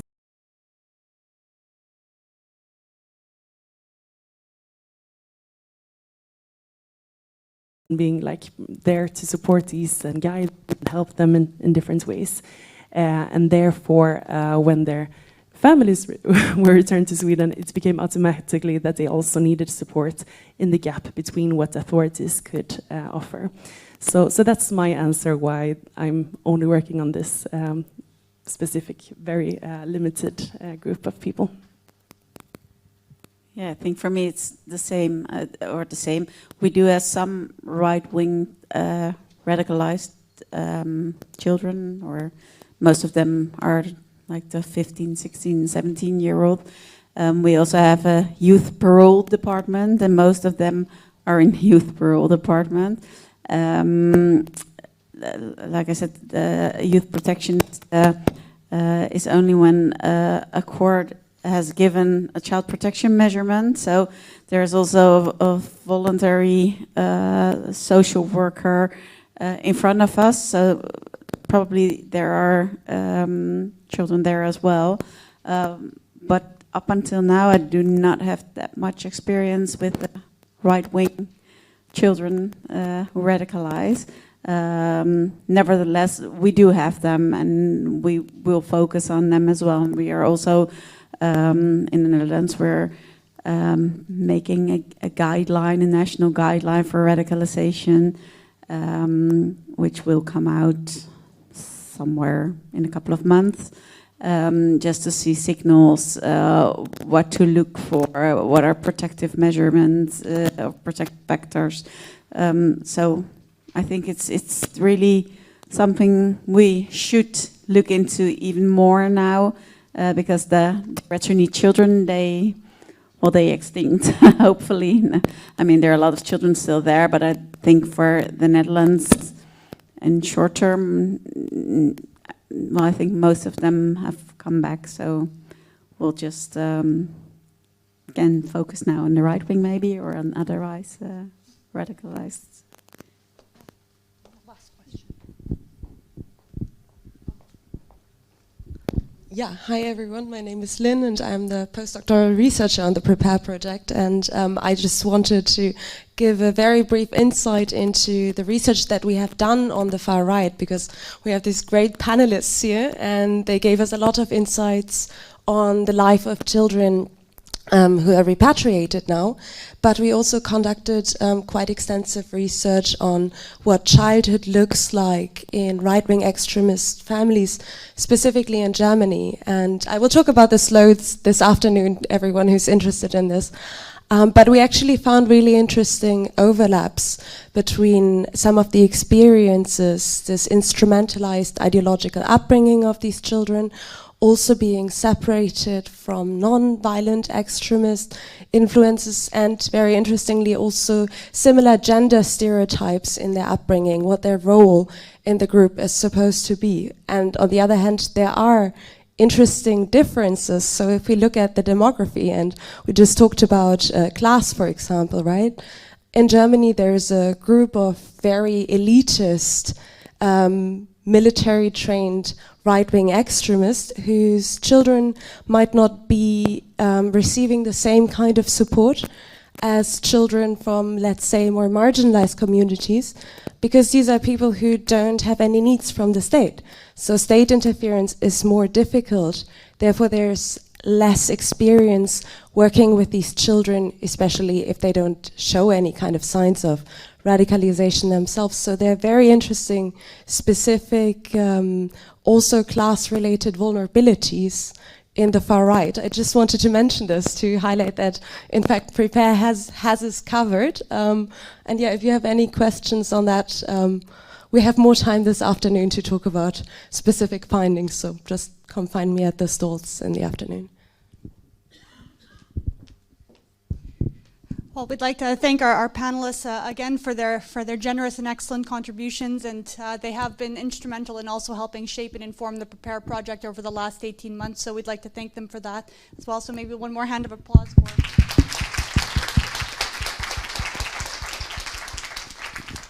And we do have one more session to go before lunch, but I do want to give everyone a bit of about a 10-minute just comfort break, leg stretch. We'll come back and we'll talk specifically about the Prepare tools, and then we will also, and outputs, and then we will have lunch downstairs after that. So about a 10-minute break. We'll be back about 20 after.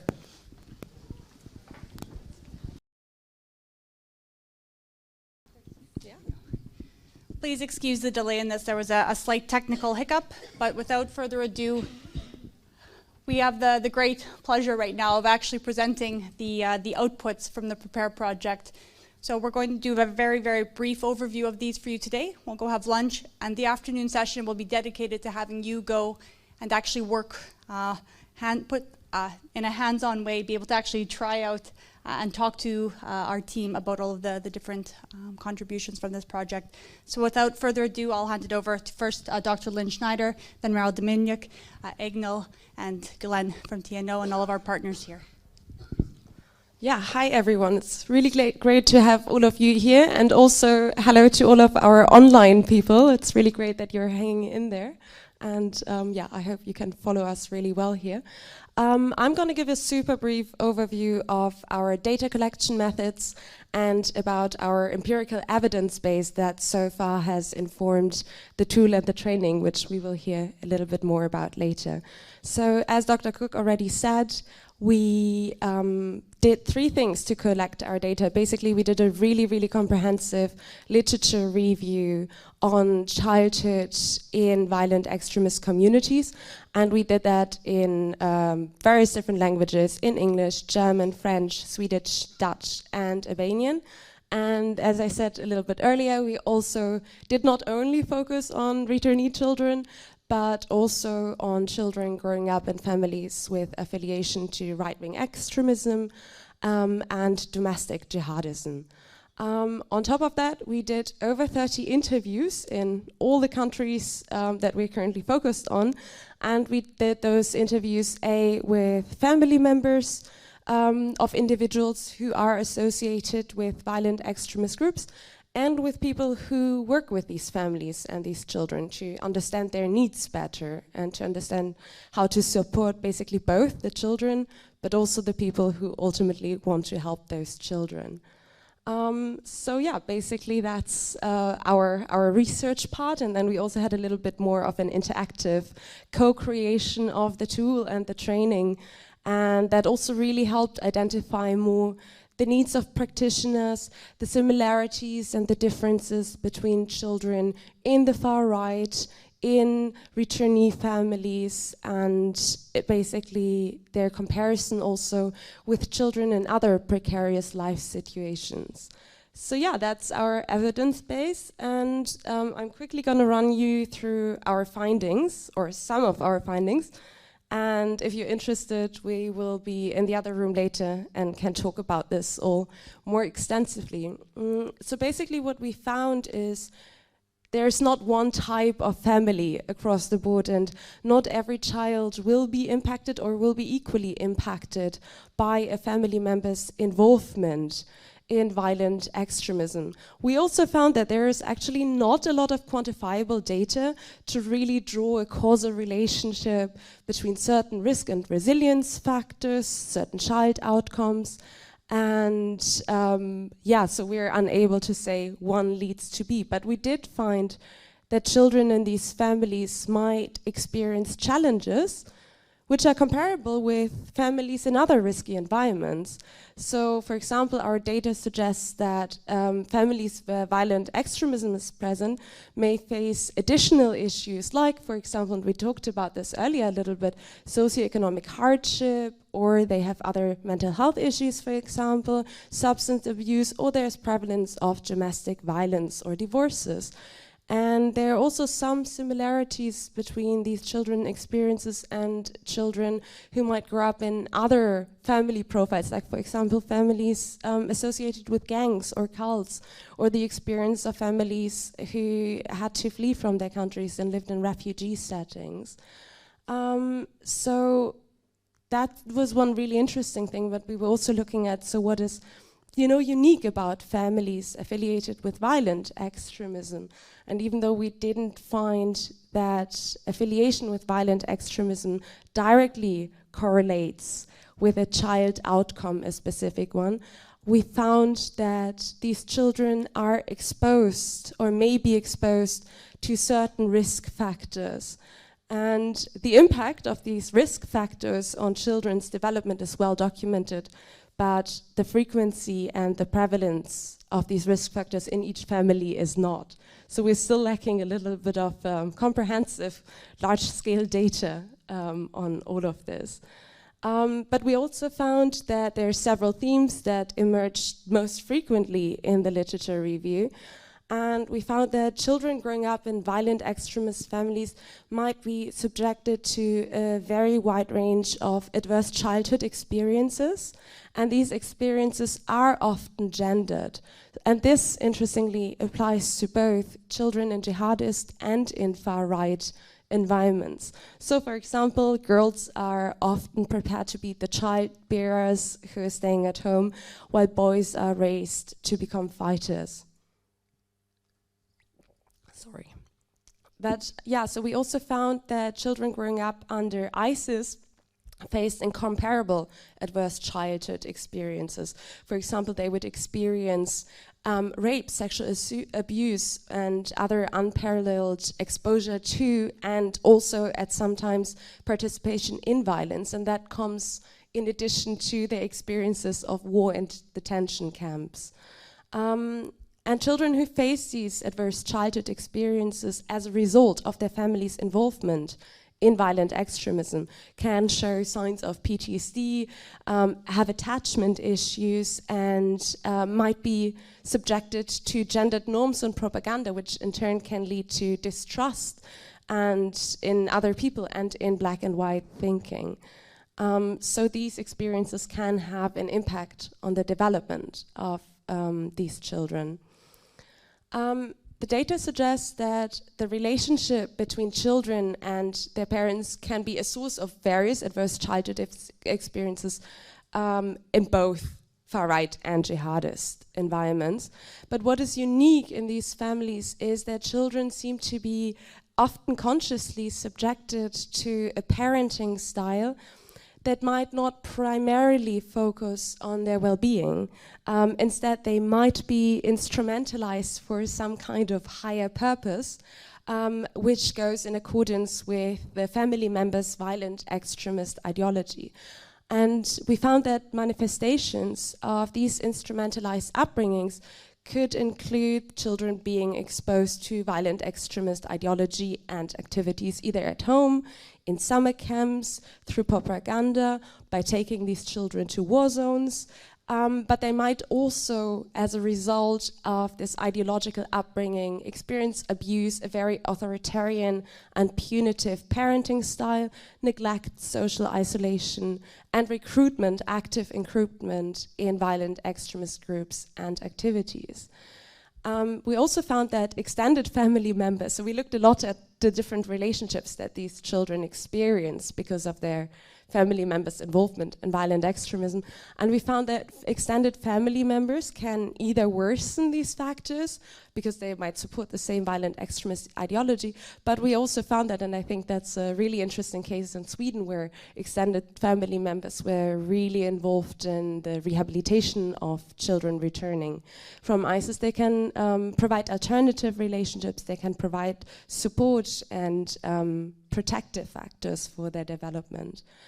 And yeah, we also found very interestingly that family involvement in violent extremism can significantly shape the educational experiences of children and their social interactions with peers. So we found that violent extremist parents or parents affiliated with violent extremist groups, also in the far right, seem to avoid enrolling their children in mainstream educational institutions if possible. So they reach out to alternatives like either homeschooling or religious schools abroad. Some went as far as enrolling them in ISIS-administered schools in Syria and Iraq. Or they reach out to small independent schools where parents are trying to exercise control over the curriculum, which was a specific, very interesting case in Germany.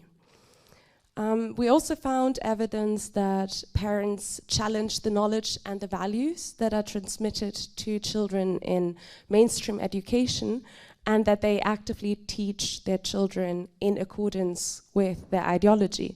So that means that children are or might be exposed to parallel worlds and knowledge systems where they often have to try to hide from educators what life is like at home and what the real way of thinking is. So basically they live in a very conflicting value system.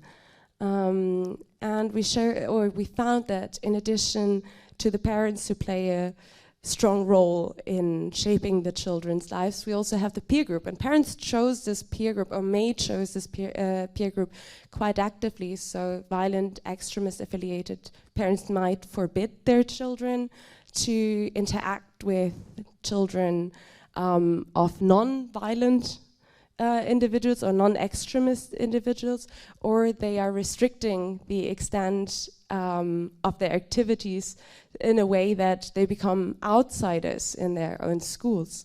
And we also found that children from Syria and Iraq, or returning from Syria and Iraq, might be subjected to bullying and to stigmatization for a variety of different reasons, which can negatively impact their educational experience. We also talked to professionals, as I said earlier, so we were able to identify a couple of areas which we are, hoping to elaborate on, that we already did in the training and the tool, and that we're hoping to collaborate with further. So what we found is that multi-agency approaches are often very much required to work with these children and families. We also interestingly found that professionals who are working with these children or children in violent extremist linked families. So especially social workers, mental health professionals, and so on, they already are trained very well to build cases of children in families, and they already often work with children and families with diverse and often very difficult family environments. So that basically means that when it comes to children of parents affiliated with violent extremism groups, we don't necessarily have to completely reinvent the wheel. There's already a lot of resources out there.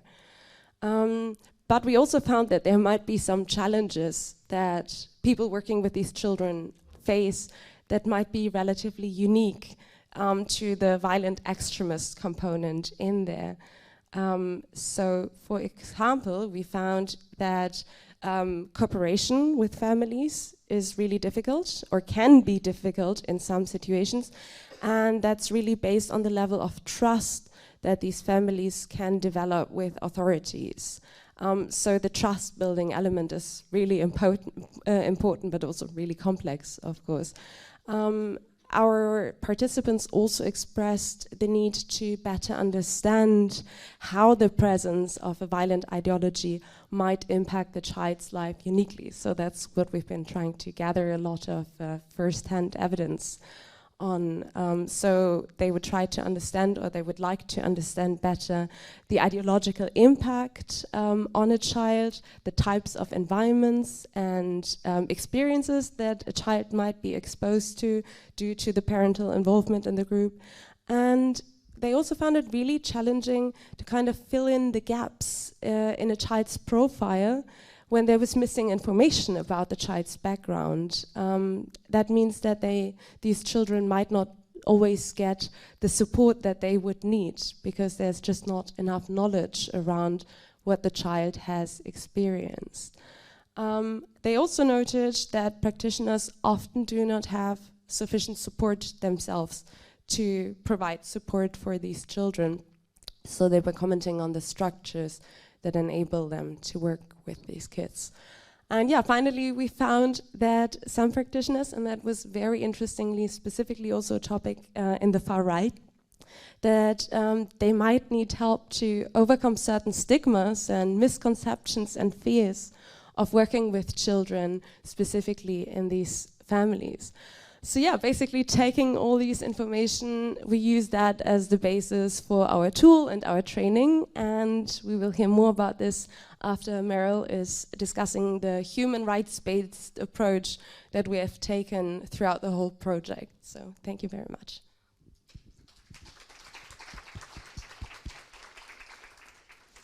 Thank you, Lynn, and thank you everyone for joining us today. So indeed, I think it has been mentioned already this morning, a central focus of the PREPARE project is to ensure that the rights of the child remain at the core of the development and implementation of any programs, any interventions aimed at supporting children from violent extremist affiliated families. So in addition to the research and the literature review that and the interviews that Lynn just presented, the International Center for Counterterrorism has also developed a guide that is aimed at supporting frontline practitioners on how to implement a rights-based approach that prioritize the needs of the children, their well-being, and the long-term prospects. Next slide. The report first provides practitioners with an overview of the rights of the child as defined by the United Nations Convention on the Right of the Child, including the 4 general principles that should inform the implementation of any other rights and should also inform any interventions directed at children. Namely the non-discrimination principle, the best interests of the child, which should remain the primary consideration in any decisions affecting children, the child's inherent right to life, survival, and development, and finally the child's right to express views freely. Particular emphasis has not been placed on the best interest of the child and how this should be assessed on an individual basis, taking it into account the personal circumstances, unique characteristics of each child, as discussed this morning already in the panel. Each children is presenting a very specific case. In addition to these general principles, and of course, while all children's rights are equally important, we have also decided to detail some of the key rights of the child, which should notably be at the core of any best interest assessment.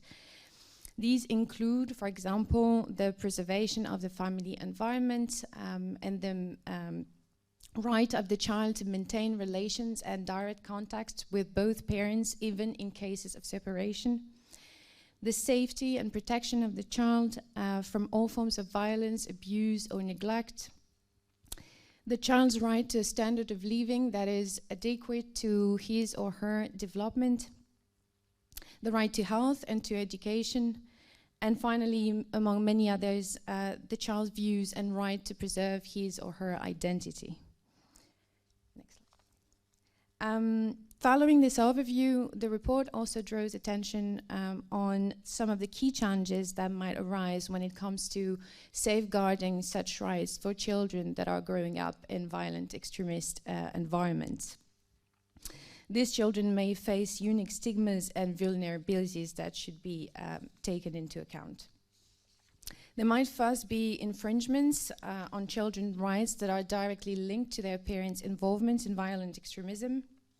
For instance, some parents might decide to impose alternative curriculums on their children that might not meet the basic standards as defined in the UN Convention. There might also be challenges linked to the types of policies and practices that are put in place and the impact they can have on the rights of the child, especially if not adequately designed or implemented. For instance, leading to further stigmatization, to breach of children's right to privacy, or to cause re-traumatization of children. Finally, practitioners might also encounter specific challenges when working with these children. I think Lynn mentioned a few already. For instance, difficulties identifying the nature and the extent of children's exposure to violent extremism, especially when children are instructed not to talk about it outside of their family circle, or the difficulties in establishing trust with external stakeholders when children have grown in an environment where they've heard narratives about mistrusting anyone outside of their immediate circles. Next slide. Finally, I think the key objective of any program for children of violent extremist affiliated families should be to ensure that their rights, which might have already been seriously challenged by their parents' affiliation with violent extremism, are not further infringed upon by inadequate practices.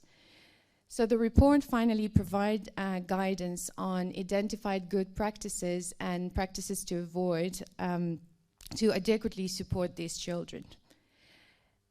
These include treating children first and foremost as victims and avoiding security-focused approaches, even in cases where children might have been directly involved in violent extremism. Developing individually tailored and multidisciplinary approaches that account for each child's specific situation rather than one-size-fits-all solutions. Adopting gender and age-conscious approaches that consider how girls and boys might have experienced their exposure to violent extremism differently, and also taking into account the age and development stage of children to avoid re-traumatization. Designing and implementing multi-actor coordinated approach to address the varied range of needs and vulnerabilities that some of these children might present. Ensuring that practitioners receive adequate training, including in trauma awareness raising. And finally, ensuring sustainable support for these children and long-term funding for programs that are supporting them. So this was a very brief overview of the report. Of course, very happy to answer any questions as well and to discuss any feedback some of you might have in the afternoon session.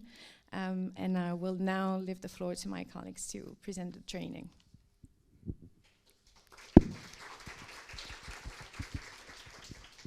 So, hello everyone. I hope everyone is enjoying the day so far. So my name is Agnel and I'm a research analyst at Trilateral Research. And Trilateral Research was in charge of developing the training for this project. So in my presentation today, I'm going to be giving you an overview of the project. So the agenda for today's presentation is, so why do we need training for these practitioners and these children?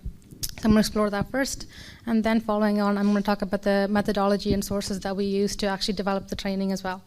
Then moving on, I'm going to give you an overview of the training. So it focuses on a train-the-trainer format. So I'll explain what that is, and also give you a brief overview of the layout that was used as well.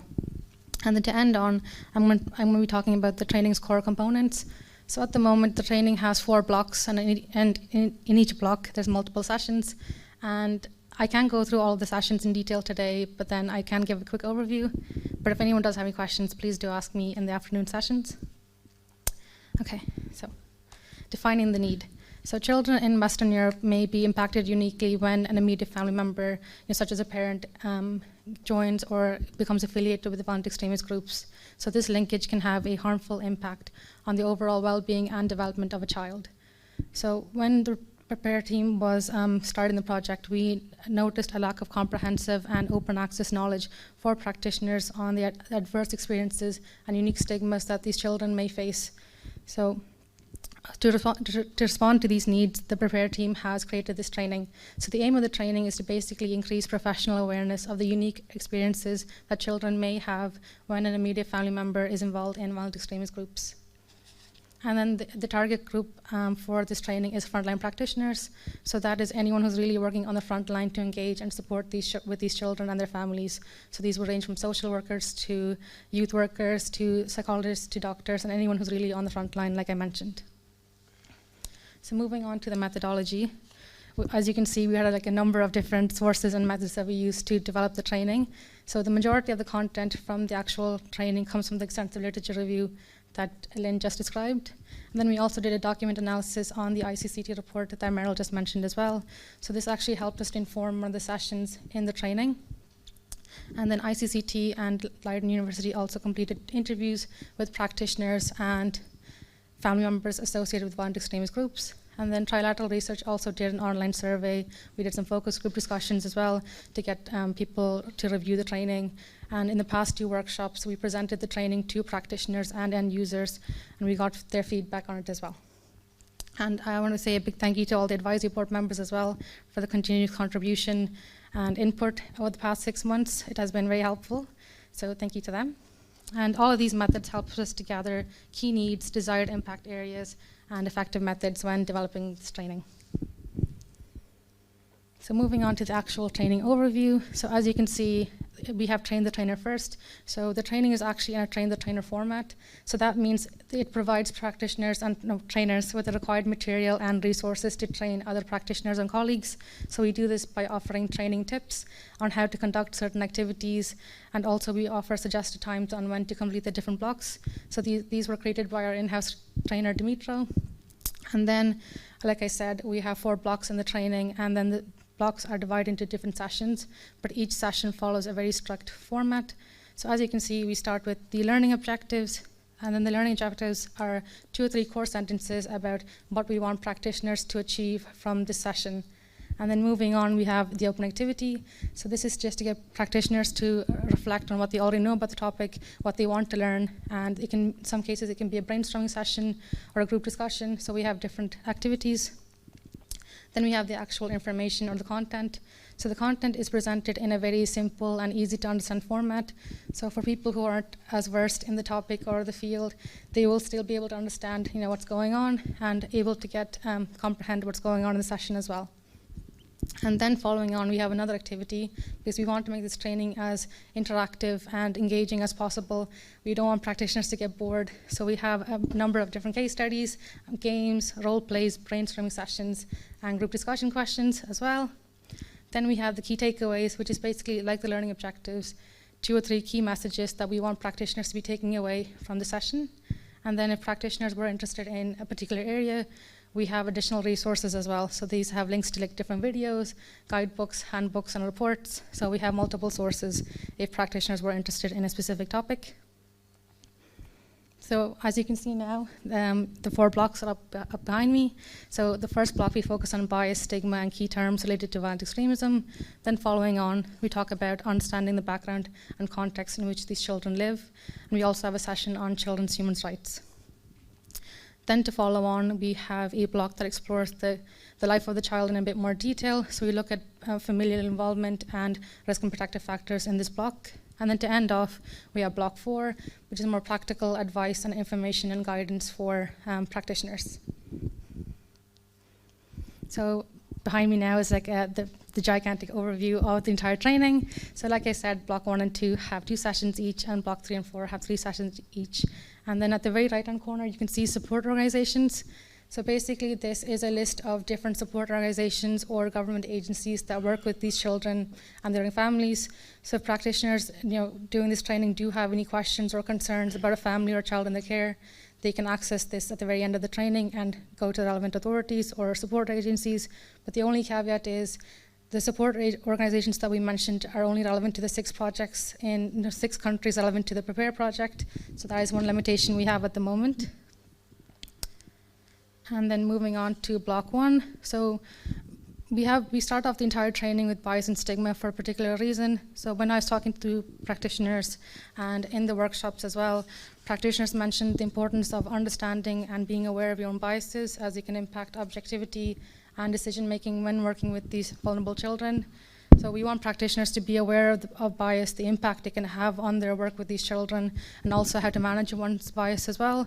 So the importance of raising your cultural awareness and different things like that. And to actually start up this session, we have a game called the tag game. So it's actually a commonly used game to raise awareness of someone's bias. And also in this session, we explore stigma, because these children and their families are frequently profiled and reduced to common stereotypes. So in this session, we explore how stigma can be seen in the field, but also how to mitigate the risks of stigmatization as well. And then we also focus on key terms. So in this session, it's self-explanatory. So we talk about what do we mean when we say violent extremism? What's the difference between violent extremism and extremism? What do we mean when we say far-right? What do we mean when we say jihadist violent extremist groups? So, and we also look at returnees and foreign terrorist fighters in this session as well. And then for block 2, we really explore the background and context in which these children live. So, different factors need to be considered when, providing support for these children and their families. So a lot of things need to be considered, and we couldn't cover them all. But then we chose 8 or 9 core elements that were in the literature review, and we simplified them and we put them into the training. So a couple of the different things we look at here is alternative education, adverse childhood experiences, trauma, attachment, age, and gender. So what impact could these have on a child who has familial links to violent extremist groups? And then we also have a session on children's human rights, which basically summarizes what Meryl just said in a very 3 or 4 clean pages. So we have that. We don't want to overwhelm the practitioners with too much legal information either, but learning about these rights will give practitioners the tools to assess whether these rights of the child are being upheld and all children are being treated with respect and dignity. And then moving on to block 3, we start off with the Bronfenbrenner model, because this is a core element of the literature review. So for those who don't know, we talk about the different systems of the child. So that children's lives are multidimensional and interrelated. The entire environment of the child can be impacted by familial involvement in violent extremist groups. So we explore the Bronfenbrenner model here, and we link to how it can be seen on different levels. So that's explored in block 1. And then block 2, children can be exposed to unique activities and environments because of a parental link to violent extremist groups, and they can be sent to alternative education camps. They can experience abuse or isolation from mainstream ideas and values. So that's something we explore in this session a little bit. And then to end off, we talk about general risk and protective factors that are identified in the literature, but we also look at the school setting and family and extended family in a bit more detail. So what are the positive general factors, and then what are the general risk factors that you can find? And then to end off, we have block 4. So all the previous sessions were more information oriented towards the practitioners to really understand the life of a child. But this block offers a lot more guidance and practical advice for the practitioners. So we offer information, guidance, advice, and recommendations. So the first thing we do is talk about some key skills and positive characteristics that practitioners should have when working with these children. So we talk about, how do you create a safe environment for these children and their families? How do you become an active listener? How do you become a non-judgmental listener? How do you adopt a child-centered approach? And many other things. So we talk about how to engage with families or how to work with other professionals, because that could be a point of tension. So we mentioned some tips as well on that. And then for the next session, we wanted to be very interactive for practitioners, because working with an attorney child might be very different to working with a child from a right-wing environment. So we want practitioners to talk about the potential challenges that they might face, but also discuss possible solutions. So in this session, we actually have a role-play game for practitioners to try and find out, how would you deal with a child who has links to far-right violent extremist groups. And then to end off, we have a list of good practices and practices to avoid. So this session comes from the ICCT report that Meryl just mentioned, and the majority of it is, the importance of adopting a victim-centered, trauma-informed, age-conscious and gender-conscious approach, and also to not use harmful practices that might re-traumatize the child and their family. And that's the end of the training, except for the support organizations. But then to follow with the actual training, TNO has created a CVI tool. So I'll hand it over to Glenn to discuss.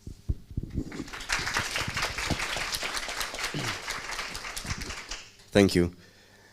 Before I started at TNO, I worked at Child Protective Services in the Netherlands, and I would like to tell you about a little anecdote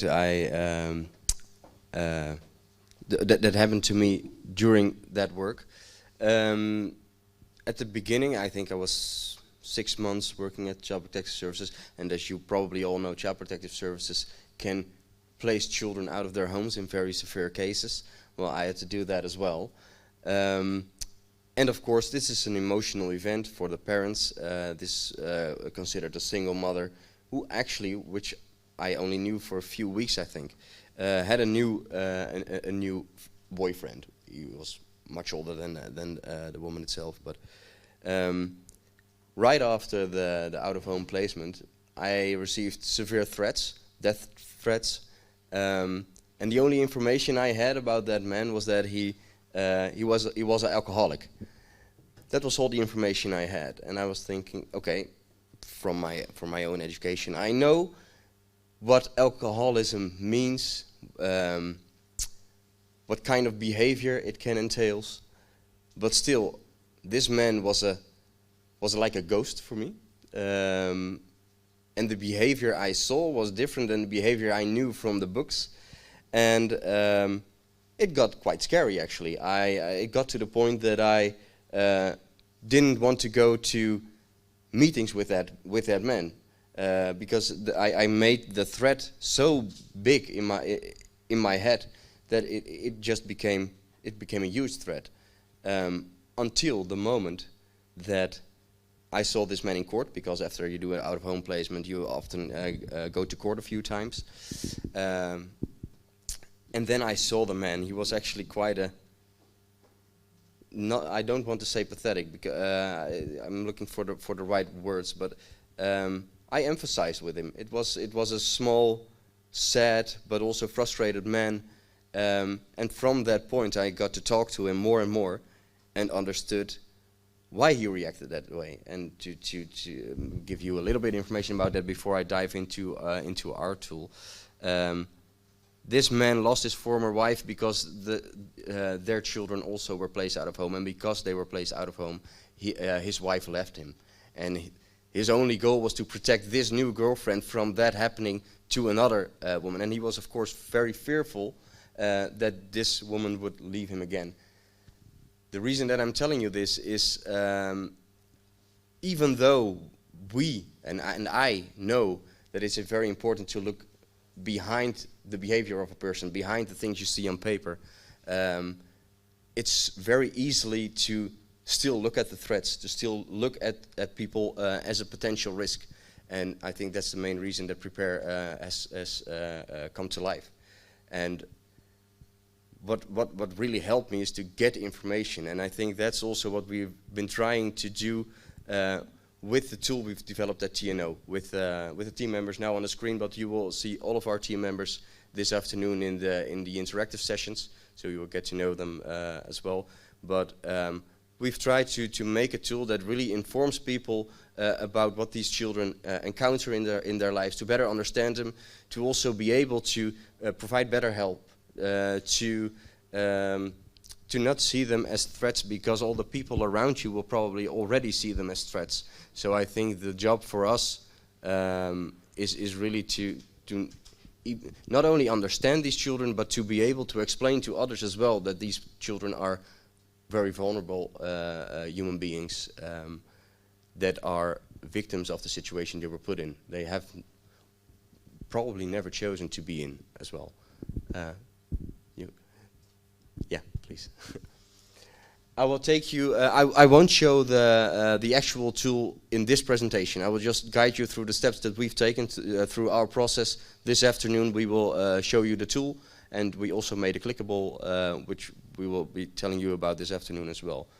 The reason I want to guide you through the process is because part of you have also are also actually co-creators of the tool, because we've co-created it with the actual stakeholders, but some of you haven't. For some of you, it's the first time that you are actually hearing about this. Sorry for that. The nice thing about the tool, I think, is that it's one of the first tools that actually encounters the. It's one of the first tools that is actually child-centered and also looks at the child as a vulnerable child and not as a risk. It's literature-based, and it's based on the literature review that Lynn already told us about. And well, we also did a small online survey as well to discover what the actual needs are for professionals in the field. And well, after that, we had 2 stakeholder workshops in The Hague, 1 in Dublin, and we had several smaller stakeholder meetings just to really be aware of what the needs are of the professionals in the field. So then again, that's the collaboration with stakeholders. And well, that all led to us being here today. We finalized the product, and Lynn, if you can go to the next. So that's where we are now at the final conference, and you can right away skip to the next one.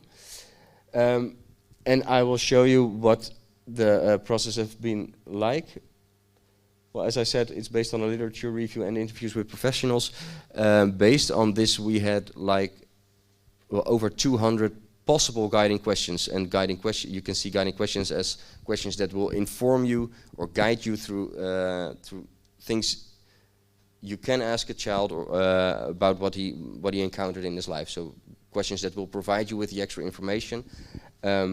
But what the guiding questions actually do, they also provide you with guiding information. So there's a guiding question with the guiding information telling you why you should actually ask this to a child or to a parent or to anyone else in the environment of the child.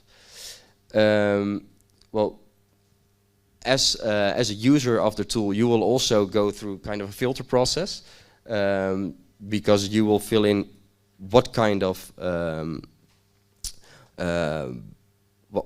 group or what kind of violent extremist group you're dealing with. Based on that, some factors are relevant and others are not, and the non-relevant factors will be left out of the tool. Those will be filtered out. So actually from left to right, you will go from a huge amount of questions to fewer questions you need to fill in, and from that questions you will get potential risk and potential protective factors of the child.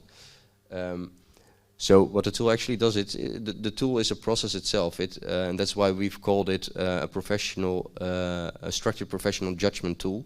It really forces you to collaborate and to collect the information relevant for this topic, but also from the relevant parties that are involved in the life of your client, of the child. Some important additions, yes please, are, well, as I said, it's structured professional judgment. The child is at the center of the tool. The tool is aimed at the coordinating childcare professional, so it should be used by the professional who has the shortest and best links to all the other people who are involved in the child's network. It's not something that really, we've tried not to double your work. We've really tried to be specific on the topic of violent extremism, because there are probably already a lot of tools that you're already using as a social worker.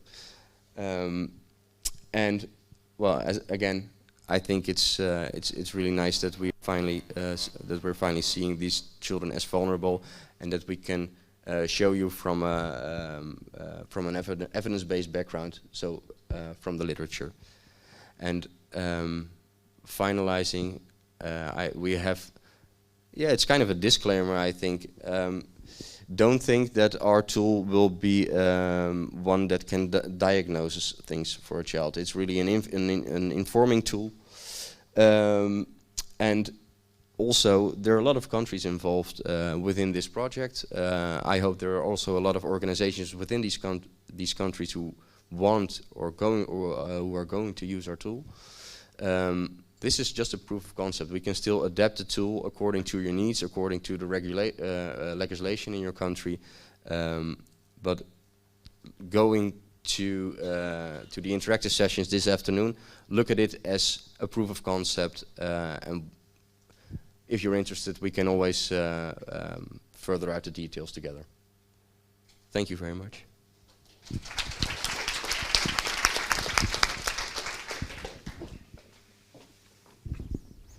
So on behalf of the entire Prepare project, I would like to thank all of our partners for what has been an excellent collaboration and consortium. And you'll have a chance to ask some questions in the interactive sessions where you can, in the afternoon, go speak with everybody individually, do a little hands-on presentation and engagement as well. So I think without further ado, I'd like to invite you all to lunch, where we registered downstairs. Just to your left is the gallery. Lunch is waiting for you down there on level -2. It doesn't make sense, but it is -2. So we will see you down there for lunch, and then the live sessions will start at 3 o'clock. When you can go up, we'll direct you from there. Thank you very much, and enjoy lunch. We'll speak with you then.